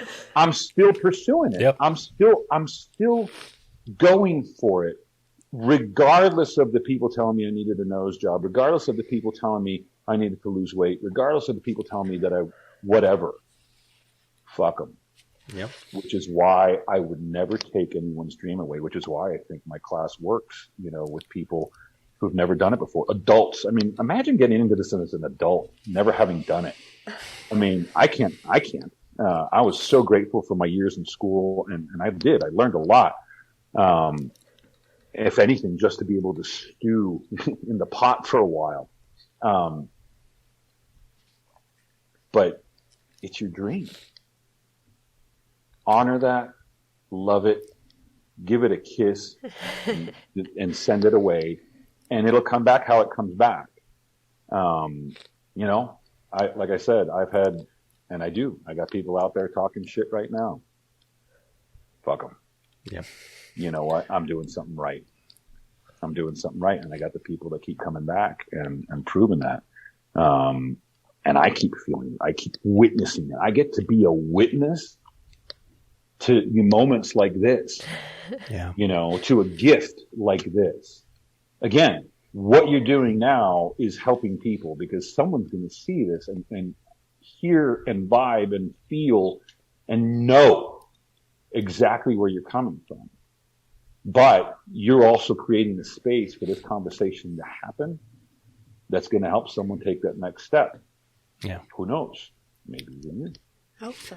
I feel bad for the people that when we're working like we're doing here, let's say for the podcast, for example, because I know the emotion I'm feeling when we do these shows, whether it's fun, you know, or and silly, or whether it's serious and, you know, deep. You know, wherever we go with our show, we go with our show. But every time we finish one and we release it, and I see the amount of people that actually listen to our show, which we got a decent audience and stuff, I can't help but go, man, there's so many other people out there I know get something out of this that they would just listen. And I feel bad for them for missing it. And when I'm reaching out to everybody, listen to this show. That's what I'm wanting. That's what I'm wanting from them. I want them to hear this stuff. I don't know why I want them to so bad. Is it because I always thought, well, it's because that's what we're doing. We're doing a business. It's not that. It's something else. And I'm still trying to figure that out. Because I never thought, I've always wanted to do podcasts or radio or whatever. I always thought that was really fucking cool. I loved Howard Stern, you know, T-Man in the Morning. I love those guys. I loved them all the time when I was listening to them when I was a kid. And you love your voice so much. Oh yeah, I love my voice. It's badass voice. We gotta remember. And I have a face for radio. Yeah, I remember. But I talk to myself all the time, so I'm very used to myself. So, you know. Anyway, you know how good you sound. Yeah, right. Damn right. He's like, everyone else should hear my voice too. It's just we've got, you know, all of us, not just us here, but you know, everybody we've spoken with, everybody we've met so far in the last few years, really diving into the industry and whatnot. You know, they're all so fucking talented and they're all so special. And some of them do more than others, and some of them try harder than others. I mean, everybody's different. They got their own demons or whatever they're trying to fix. You know, we all have that. But isn't it cool to know that there's so many people out there that are actually taking a chance to do something outside of the fucking box that isn't normal? I think that's such an amazing quality in and of itself. And whether or not somebody makes it or not, whatever that means, doesn't matter. That they have that dream and that vision to actually take an attempt to show the balls to go against everybody else out there. It's like, you know, you got that day job, you got to go to work, you got to do this, you got to do that. Like, whoa, I'm doing that shit, and I'm also doing this. What else are you doing? Well, why are you doing that stupid shit? Why aren't you? You know, that's how I feel. That's how I feel. What are you doing outside of the box to make yourself expand and live and try things that are so fucking scary and weird that you feel alive? I don't know. I'm going on a tangent. I'll stop. Yeah, no, not at all, man. Okay. I invite you to take on mine, and that is, you know, you're doing it to help save the planet. That's it. I mean, you want people to hear it because you know there's gold in there. There is somewhere. I mean, if people hear this and heard this and got this, it would make a difference on the planet, literally, right? Every person that lifts their vibration, it affects the whole. Yeah. Right? That's how we best do it, and helping each other. When you look at success-minded technology, you look at the whole personal development world, so much of it is based on coaching. So much of it is based on mentoring. Everyone who's successful will tell you they're there because others mentored them, helped them. How are you supposed to know how to do it if you've never done it? Well, find someone who has done it. Yeah. You talk to them. Yeah. Right? Find someone who's gone through and lost the business before, and, you know, and that's so much of how my approach now. It's like, I want to save you from my pitfalls. Right. I want to save you from my years of doubt and insecurity and procrastination, fear and procrastination. Yep. Brother. Absolutely. Absolutely. But you know what? I do know what it is to show up every week for 5 years. I mean, May 2nd was the first class, and we just got back into our space live on May 3rd. So it was awesome. Right at the 5-year anniversary, we went live again. That's congratulations. That's dope. And it's just Rick, can I ask you a question? Absolutely. So I'm wondering, as knowledgeable and helpful as you are in teaching people and helping coach people, I was wondering, is it true that everybody you meet teaches you something? I think if you're lucky and smart, you're going to look for that, right?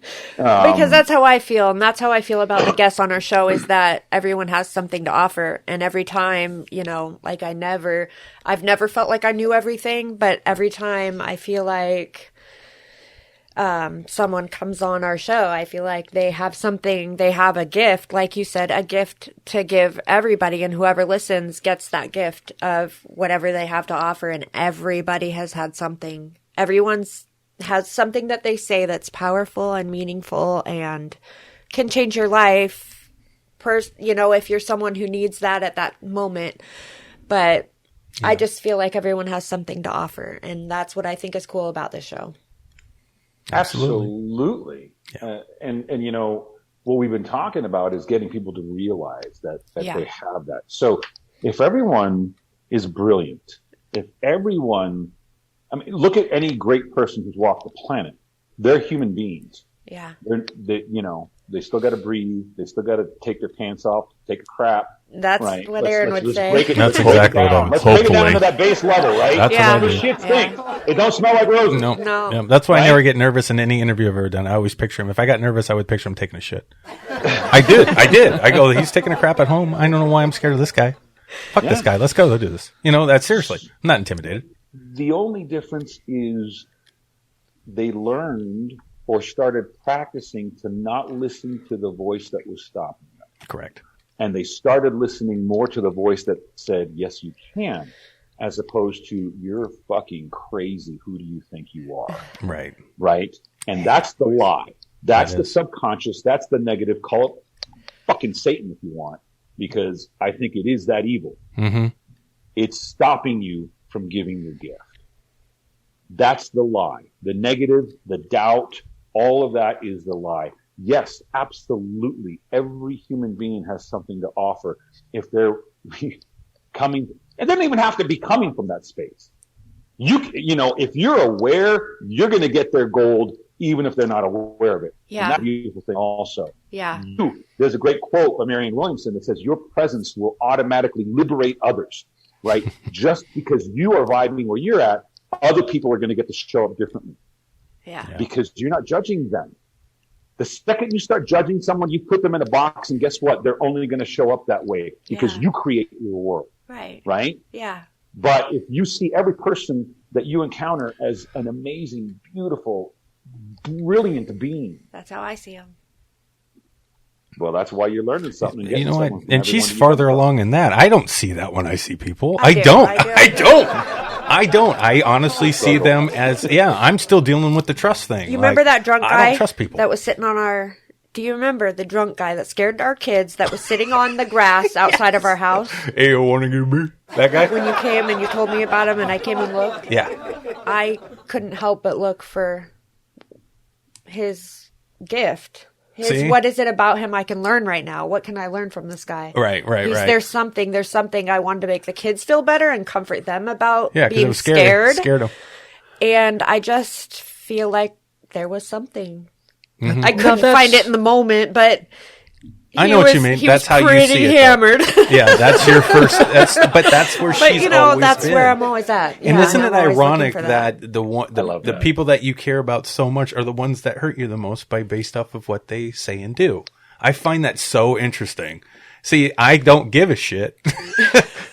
And I'm trying to give a shit, but then it scares me going, well, what if I start giving a shit like Sam? Am I going to be not able to handle? Vulnerable. You feel vulnerable. Right. Or you have give a shit. I taught myself enough where I'll be balanced? Because I want to be balanced. You see my tears right now? That's vulnerability. And that's because I don't have that wall up.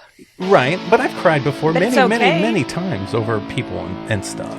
But if you're scared of it, you block yourself from receiving things that are important. Yeah, I can see that. It's interesting though, because my first instinct is always go, well, I expected people to act that way.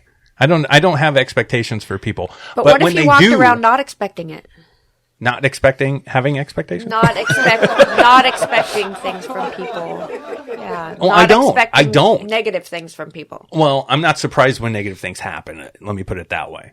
You know what I mean? I've already got that in my framework. Like that's like version 1.0 back in the day. That was embedded in me. I've upgraded since then. You know what I mean? I get monthly updates.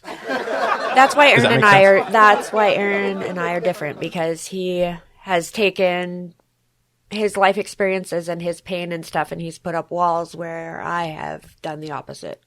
But don't you think sometimes you have to have a wall a little bit? No, I don't. At all? No. Not at all? No.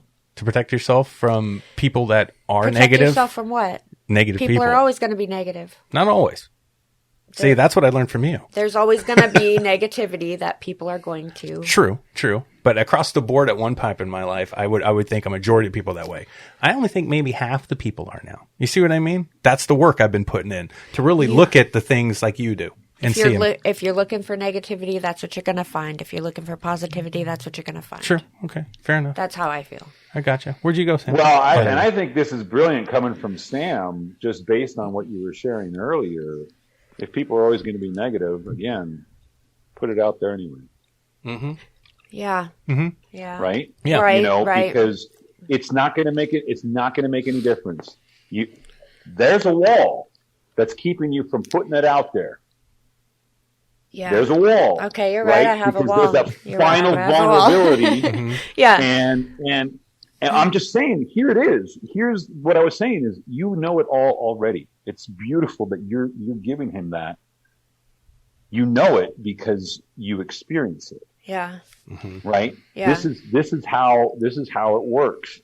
And yeah, well, I think you're absolutely right. I think that in an ideal world, yeah, we don't have those walls. But, let's face it, not everyone lives in a world, in an environment where it's safe to be vulnerable. I don't either, but I choose to believe that. And In that's my- kind I- of my own lie to myself that I do, because Oh, yeah, but we all do that. I want to see everything is beautiful, so that's what I choose. Well, one of the interesting things too that we were just talking about is, and Aaron, I'm going throwing you under the bus under the funny way that Oh, we you do can throw me things. under the bus any way you want. I love but, it. but no, being under the bus but if he listen, lives but there. listening to you and describe how you have changed and you've grown, and we were talking earlier about putting people into boxes and stuff, and like you don't see yourself putting people really into boxes. The problem is, it sounds like you took half the population and you put it in such a big damn box, you can't see the box. Yeah, I don't see the box. I don't. But they're still in it. Yeah. Yeah. So Yeah. how we make that box smaller and throw some of them people out? I don't necessarily think you can. I don't know if that's possible. I think the journey to try is what it's about. If you ever don't reach that goal, that's okay. See, I don't think you can have that perfect world, Sam. I think that's impossible because we're not perfect. People No, but aren't I can perfect. pretend all I want. You pretend. I do. I make You movies. yeah. Absolutely. So, Absolutely. I mean, that's just what I choose. Yeah, absolutely. And that's why It I always hurts say too bad to she look laughs at at me. the darkness. It really does. No, it for does. me. It sucks. It hurts. No, it sucks because you've got a soft heart. No, I get Yeah, it. I And I'm don't- not happy that I've got a more corrosed kind of fucking heart here. Calloused. It's calloused. I'm trying to get it jump started right. It's not so that I haven't been it's hurt. softer. It's not that I haven't had bad things happen. It's just that when I think about bad things happening to me, the last thing that comes to my mind is I want to do this to somebody else. Right. I want to hurt. I want someone else to feel this way. You don't have That the is vengeful the part about very, it. Yeah. very last thing I want anyone else to experience in their life. So, and a lot of people are just the opposite, and they get yeah. hurt, and they just want to hurt people because they're I think hurt. I can get it back. It's not fair, and I don't understand that mentality. Well, So, and if I'm lying to myself, I'm lying to myself. Well, but no, I you're just not.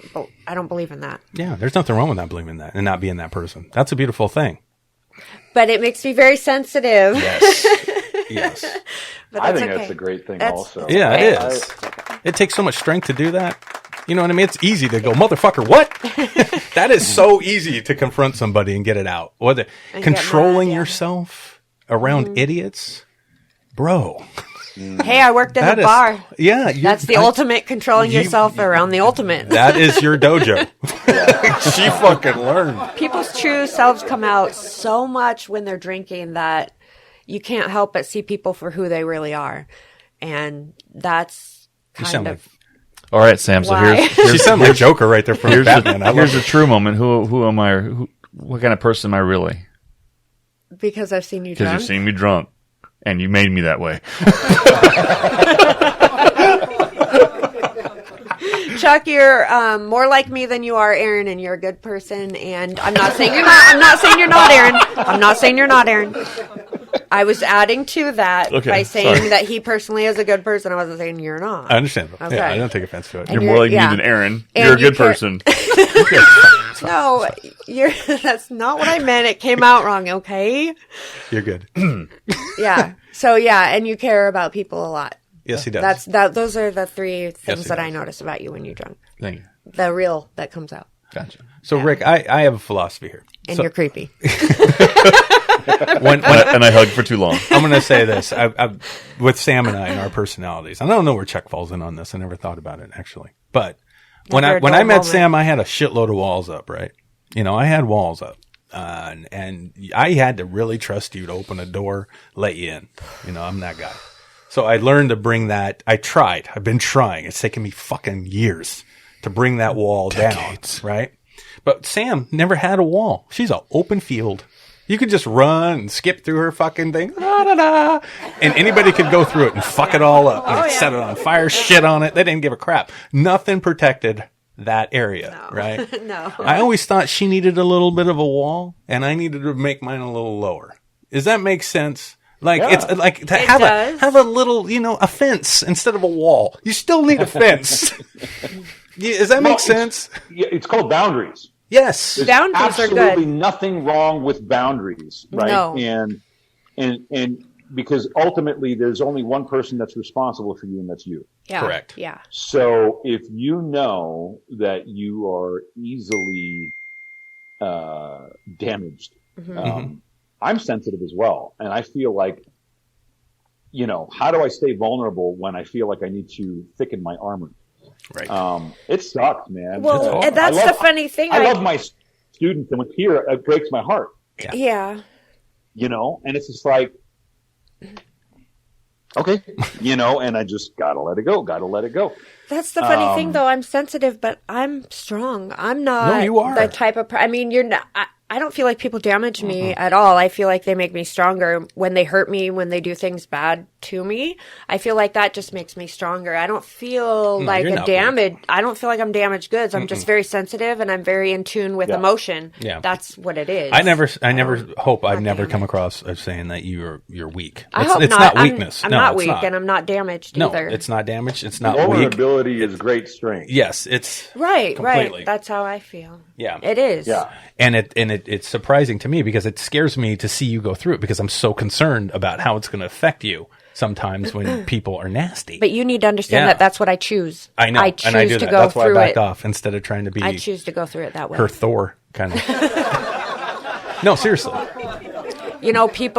People being in relationships with people, no matter what kind of relationship it is, it comes with hurt, and it doesn't mean that they cause it personally or intentionally, but they're gonna hurt you because that's what love is. Love comes with hurt and pain, and loving somebody means that you're gonna be hurt in some way or another, whether they meant to do it or not. Loving people means hurting too, and if you have to accept that. That's part of loving. And that's how I know you guys love me so much. Yeah, It's because of all the fucking years. No, shit. You guys have kicked my ass over and over. All the pain, suffering, ranking on me, making fun of me all the time. Well, it's funny. I have to keep picking myself up. Oh, okay. It's fun. Yeah, keep picking yourself up because it's all about how much we knock you down. You said earlier you didn't quite understand where I sat in your spectrum of all this stuff. It's really simple, and it's going to be really quick. With the walls. Yeah. Okay, Alex. So I will give you my trust, and I will give you the opportunity to prove to me what you can do in your life. Okay. If you betray me and it's something that is too harsh for me to recover from, then you have to always remember, I know how to kill you, and I know how to hide and dispose of the body. Hence the name is Creepy Show. Damn straight. That's the loss. Yeah. I Some love people ya. don't like it, but hey, Yes. that's who The I door's am. open. The door's open. You fuck me over, you're done. You're done. That's right. Again. For some people. Well, look, and I believe in forgiveness, but if you've changed, Yeah. saying you're sorry and not changing the damn thing about your behavior is abuse and manipulation. Well, Correct. yeah. And I've been the idiot to forgive blindly and kick myself in the ass sometimes. My wife says I'm really gullible. I am. I want to believe Yeah, me too. in people's hearts. Yes. That's where I start. Yeah. And then it's when they turn that I'm like, wow, what? Really? All right. Well, look, in 5 years, I've never told one student they weren't welcome to come back to class. A couple of people know it on their own, obviously. You're always welcome to come back. Well, that's just the thing. And people are intimidated. I get intimidated. Not that so much that I'm an asshole, but they're intimidated. They're scared of me. And the reason why I think is because I am so passionate and believe so much, and I'm the one that shows up. And I'm trying to tell you, you can show up like that too. Yeah. And people doubt that they can, I think. Yep. And they don't want to disappoint, and so they disappear and they don't communicate. My God, you want to be a professional, you got to communicate. Step up and say, I'm not going to be in class for a while. Great. I'm going to be taking another class. Hey, great. Don't tell me you want to take a break and then post that you're taking, you got class on Monday nights. I'm like, what the fuck? You said you need to take a break, but you actually, don't lie to me. Yeah. I hate that too. Yeah. I haven't given you any reason to do that. Right. But if you choose that, all right, well, you got some shit to learn. Yeah. Because you had the keys to the kingdom and you want to toss it away. That's on you. Yeah. And this industry, one of the great things that I learned when I got to LA is be kind to everyone, because today's receptionist is tomorrow's director, writer, producer. Right. That's how this industry works, right? People are trying to get in constantly. Your doctor has a fucking script, right? It's in LA. Yeah, exactly. And what I love about the Pacific Northwest is that, these actors are lazy and think that they deserve or whatever because of their community theater credits. When you've got over 1 million people that call themselves actors in LA alone. Yeah. There are millions of people, and a huge percentage of those are working their asses off, and they're doing more than one class a week. Mm-hmm. They are doing everything they possibly can to succeed. And you think sitting around, watching Netflix is going to do it for you. Yeah. Not going to happen. Do the work. Yes. And the work is us. That's it's the not fun just part. acting. It really is us. And it's like, how do I, Sam, what you've got is what every actor wants, is that ability to be vulnerable, that ability to be honest in the moment. That's it. That's acting. Being honest in the moment. That's acting. That's why I don't have to work at it. No, that or comes easy do for it. you. Just does. Yeah, she hates acting. I but hate she acting. does I it can't so stand well it. because it's so It's- easy for her to she's put so herself good in at the- I don't Yep. like it. When she But does yeah, it, when she gets her mind into it, she's a badass. It's very natural for her. It's weird. And I would love to give that to somebody who wants to do it, because I really You can't give I it, just and for really- $25 a session, you can learn it from. It's really Coach Rick. sad that people get gifts that $35 they don't sessions. want. I know. Tell me. You know about what it. I'm saying? Someone would die for that kind of a gift, and I would love to give it to them, but I can't. Right. No, It's because so you can't sad. take it out of you. No, but I wish I could. It's okay. No, because then you Because- wouldn't be you. Well, And we like you. I guess in a way, the way you are. Well, you embrace the passions of the creative side of you, though. So that's okay. You've dabbled in all of it, and I think that's Oh, what's yeah. cool about it. So you gave acting a shot. You are really good at it. If that was a passion of yours, you would approach it. You would proceed to go forward with it and kick ass. If it's I not feel your thing, guilty. it's not your thing, I though. feel guilty that I don't like it. I don't. Why? want it to Because be- he's an acting coach. That's why. Well, no, I feel guilty. No, not personally, just for him. I think why people would feel guilty with you, Coach Rick, is because you have a high standard for yourself, and that's intimidating to people that don't have standards for themselves. And so I can see right away that's very intimidating to someone who struggles with having standards. Personal standards, personal internal standards. And when you're faced with someone like yourself who has those standards, it's very intimidating. I get what you're saying. You see what I'm No, mean? it's weird. But you know how, Rick, there's people that kind of look down for people to hang out with because they won't expect anything out of them. You know what I mean? And I've always been the type of person that's looking at the people up here that have done that shit. Like John Elway was my football quarterback I wanted to be like, and Kurt Russell is the man, and goddamn, I wish I could be like Don Johnson. Harrison Ford, Don Johnson, all those guys, all my heroes. I want to be like those guys. I want to make a movie like Steven Spielberg. All these guys. If I can meet them, that's what I'm reaching for. I'm not looking down there anymore. I'm looking up there. But I look down there to help pull people up, and that's what we're doing on this show. You know what I mean? Because That's what he's we don't trying to do, Yeah, too. we don't want them to waste time like we did, because we've been looking up so far. We forgot to keep trying to climb the ladder. We just stood there for fucking ever. 7 Yeah. years. Yeah, and that's that bullshit. Like, why aren't we climbing the ladder? What are we doing? Why are we just sitting there looking up? The Because funny it's thing pretty. is, what Sam, I I'm the guy without the standards. I really am.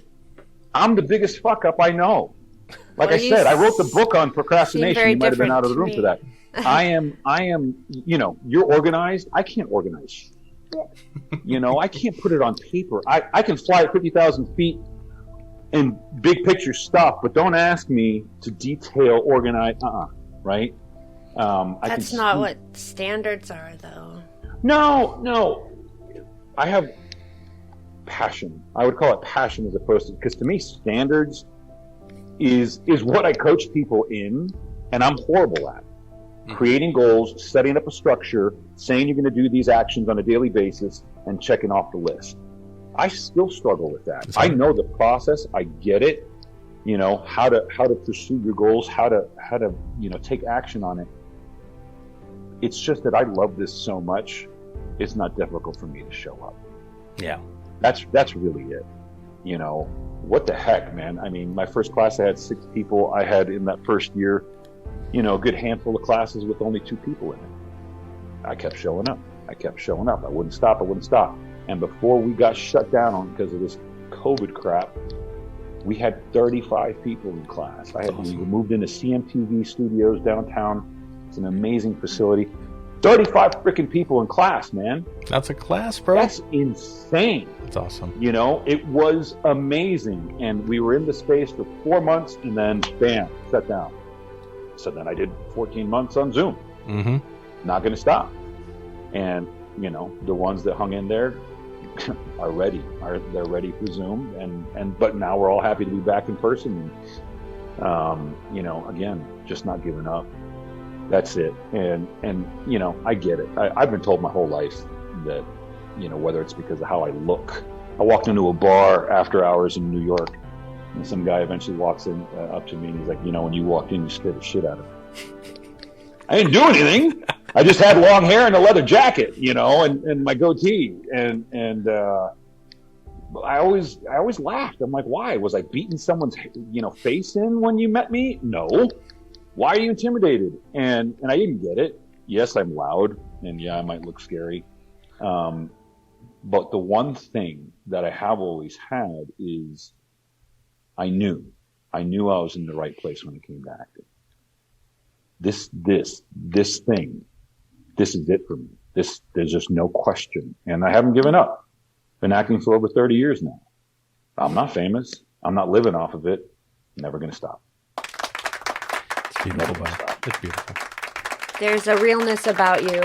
Oh, I guess maybe that's what I'm talking about with the standards. There's a realness where you're not afraid to speak the truth to people and tell them exactly, like, hey, you're a good person, or or you're being lazy, or whatever. You're just not afraid to just be straight and real with people, and that's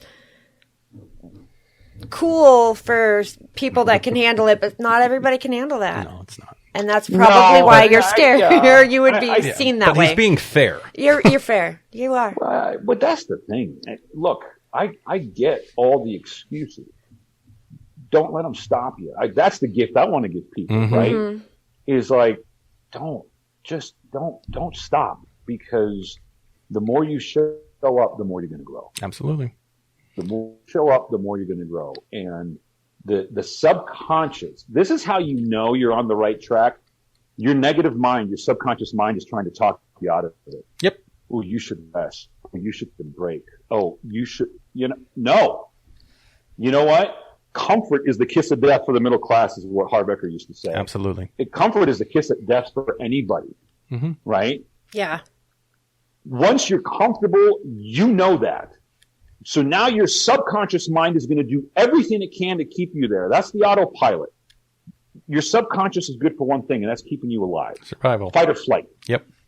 That's where it will, and it has saved your life. But you don't want it running the show, because safe is what you know. Yep. Safe is right now, right here. Uncomfortable, outside the box, outside of, right? That's where you want to keep going. It's dark. It's the areas you don't know about. But once you shed light about it, you do. And that's how we keep expanding. We keep growing. We keep bringing light to the dark. Keep bringing light to the dark. Stay uncomfortable. Yep. That's why I choose to be vulnerable. That's why. Yeah. That is why. Yeah. Because I don't grow if I'm not. I don't learn as well as I do when I'm vulnerable. There you Well, go. I can't wait to read your material then. Yeah, you get to send it. You'll love it. Rick, it has been an absolute pleasure talking with you, Yeah, my man. Seriously. it really has. Thank you so much. How much do we owe you? I know, right? Jesus. Honestly, like, It's like, wait a minute. No, my man. It's I had a feeling that we were going to have some really good talks today about some of these subjects. I tried to tell him not to bring it up. Yeah, but when you get that feeling, when you feel that vibe, Yeah. yeah, I had that from Rick a while back. He's been saying for like 3 days, this is going to be a cool show. Yeah, This is going to be a great, I couldn't wait great show. to pick your brain, buddy, and because I knew you had a lot to share, and I know you're sharing it already on your own, and teaching your students and or coaching your students, I should say, and anybody else that listens. But there was a lot of stuff here that I was like, well, you know what? He's gonna be on our show. We can get a free lesson too. No, seriously. And We did, though. We honestly did. Yeah, I got a lot out of this, Rick. So thank you. I got a ton out of it. And Sam will get more out of it when she tunes in to the show, since she had to, spend part of it recovering. I watched the rest you missed of a good it. 40 minutes of the show. But Yeah, I know. there's some very, Sad. very great stuff. So It's okay. Rick, where can people find you, my friend? You want to give anywhere you can go? Where's your classes? All that good stuff.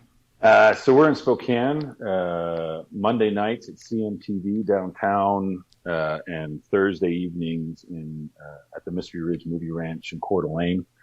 I'm on Facebook, which I use. I'm horrible at the marketing. That's okay.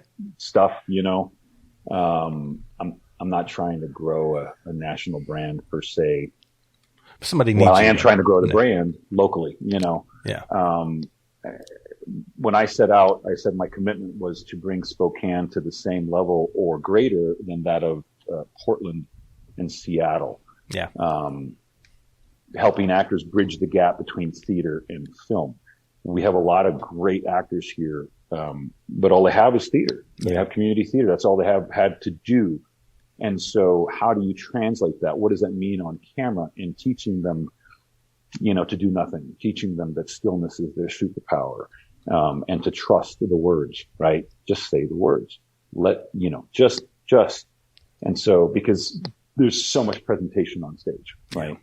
And so just getting them to loosen up and relax into that feeling of doing nothing, which is awkward when you first do it. And then eventually it becomes home as well. Mm-hmm. And then you bounce between the two. So, I'm just here to build a community, with like-minded people. We want to make a difference in the world, and we want to do it with our art. And again, like we said, the beauty of making films is there's so many different artists that collaborate, that come together, makeup and sound and lighting and directing and acting and, all of it. Catering, chefs are artists too, man. Oh, yeah. Oh, you move an army on its stomach. And I think honestly, that's the thing that saved Z Nation, was that they had some kick-ass catering. Some no joke food. Oh, that's badass. I love it. It is, because you need that. You need that great meal and that warmth and that comfort. Mm-hmm. Feed the body and it feeds the mind and the soul. Final thoughts, Sam? Joe? Oh, sure. I have one. What do you got? I just want to thank you, Rick, for everything that you said. And I think that you're a very humble person. I know you say that you want to save the world, but I think you're humble in a way that you don't necessarily expect to, but you are. I really think you are. And I think if everyone listened to your words, that everyone could be a better person for hearing what you have to say. So that's all I have to say. And I thank you for what you said to me and making me cry, because no, it was good. It was a good cry, though. It was a good cry. I learned a lot from you in a small amount of time, which is huge to me. So thank you. Goes both ways. Charlie. Right, Well, if you want me to say something, I have everything I was going to say for the closeout, since you always in the show saying close it out. So, Well, but as far as a final thought goes, how much for a weekly session? We're all ready with our... we can do life coach and acting coach all in a 2-hour shot. Yeah. We want to schedule appointments, all of us, please. I did want to say, Rick, I love that, reaching one person meant something to you. That's what we're saying. So if anybody listens to this show and they find the way you were speaking today as helpful to them, and they're an actor or something, I recommend reaching out to Rick, because he will give you an honest opinion on what he can do to help coach you in the right direction. And to clarify, I agree. And I'm sorry to clarify too. You did say you are doing your live coaching, again at your space, but you are still doing Zoom coaching too for anybody who can join in. Is that also correct? Not officially, but if I get a handful of people, you might need to make that alteration. I'll set up another one, and those are $25 a week. Right on. I highly recommend. Recommend doing that. It's not going to go away, and again, you have to practice inside of this box. Yeah. Technically, this box is too far, right? I need to be a little closer. All those things, right?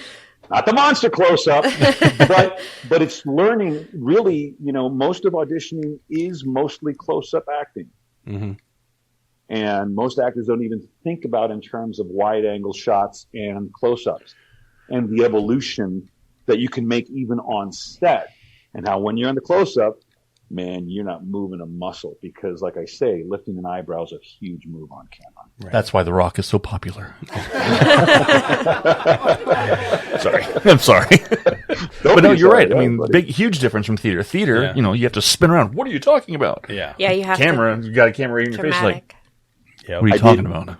I did my first musical in over 20 years here in Spokane a couple of years back called Nonsense Amen, A-Men. So it's 5 guys playing nuns. Okay. Had to shave. We had the whole habit where only thing was visible was this little oval that our face popped out of and our hands. Because it was this big black tent. So we had to be even bigger. Because this is all they had. We didn't even have most body movement. It was the hands and your face. Wow. Most difficult, exhausting show I've ever done in my life. And I've done 2 one-man shows. I've done Leguizamo's Mambo Mouth and Stickorama. Okay. That's over 2 hours of stage time, 6 or 7 different characters. Wow. This thing kicked my ass.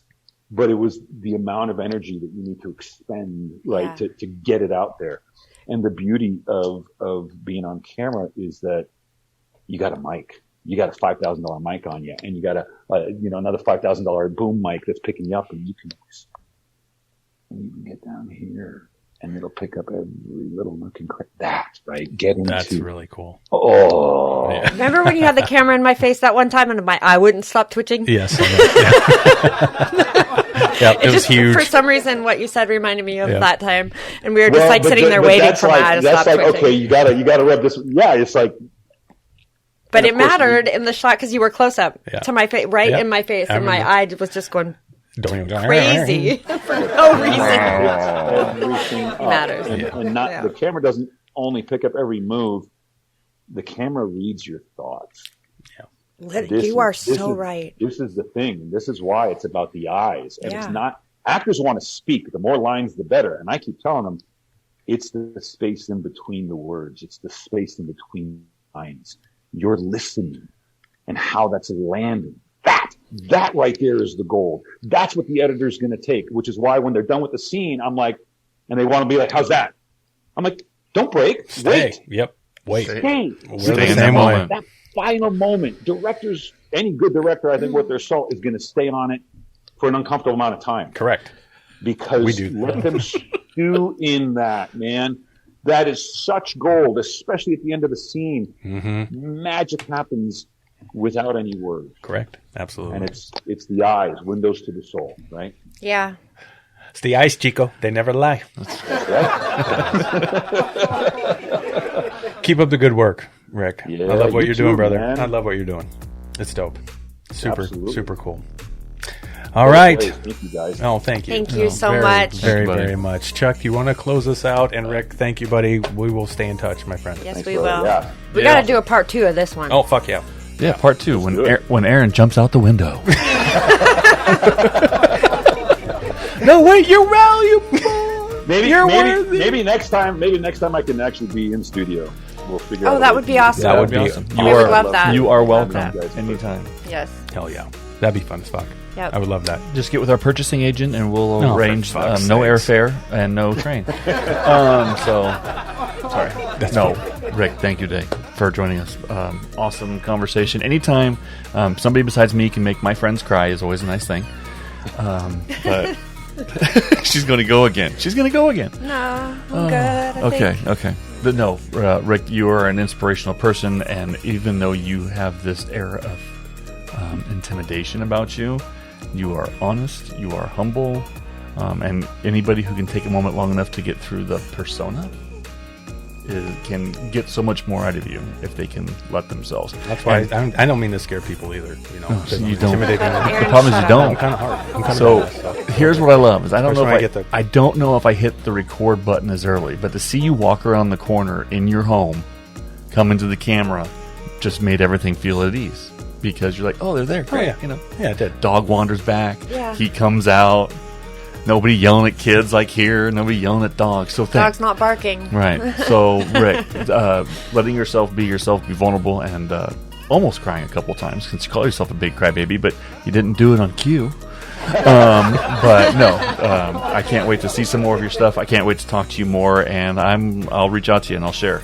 You'll get a shot of the script so you can take a peek and let us know what you think. And if you haven't yet, grab the teaser because then maybe you'll cry then.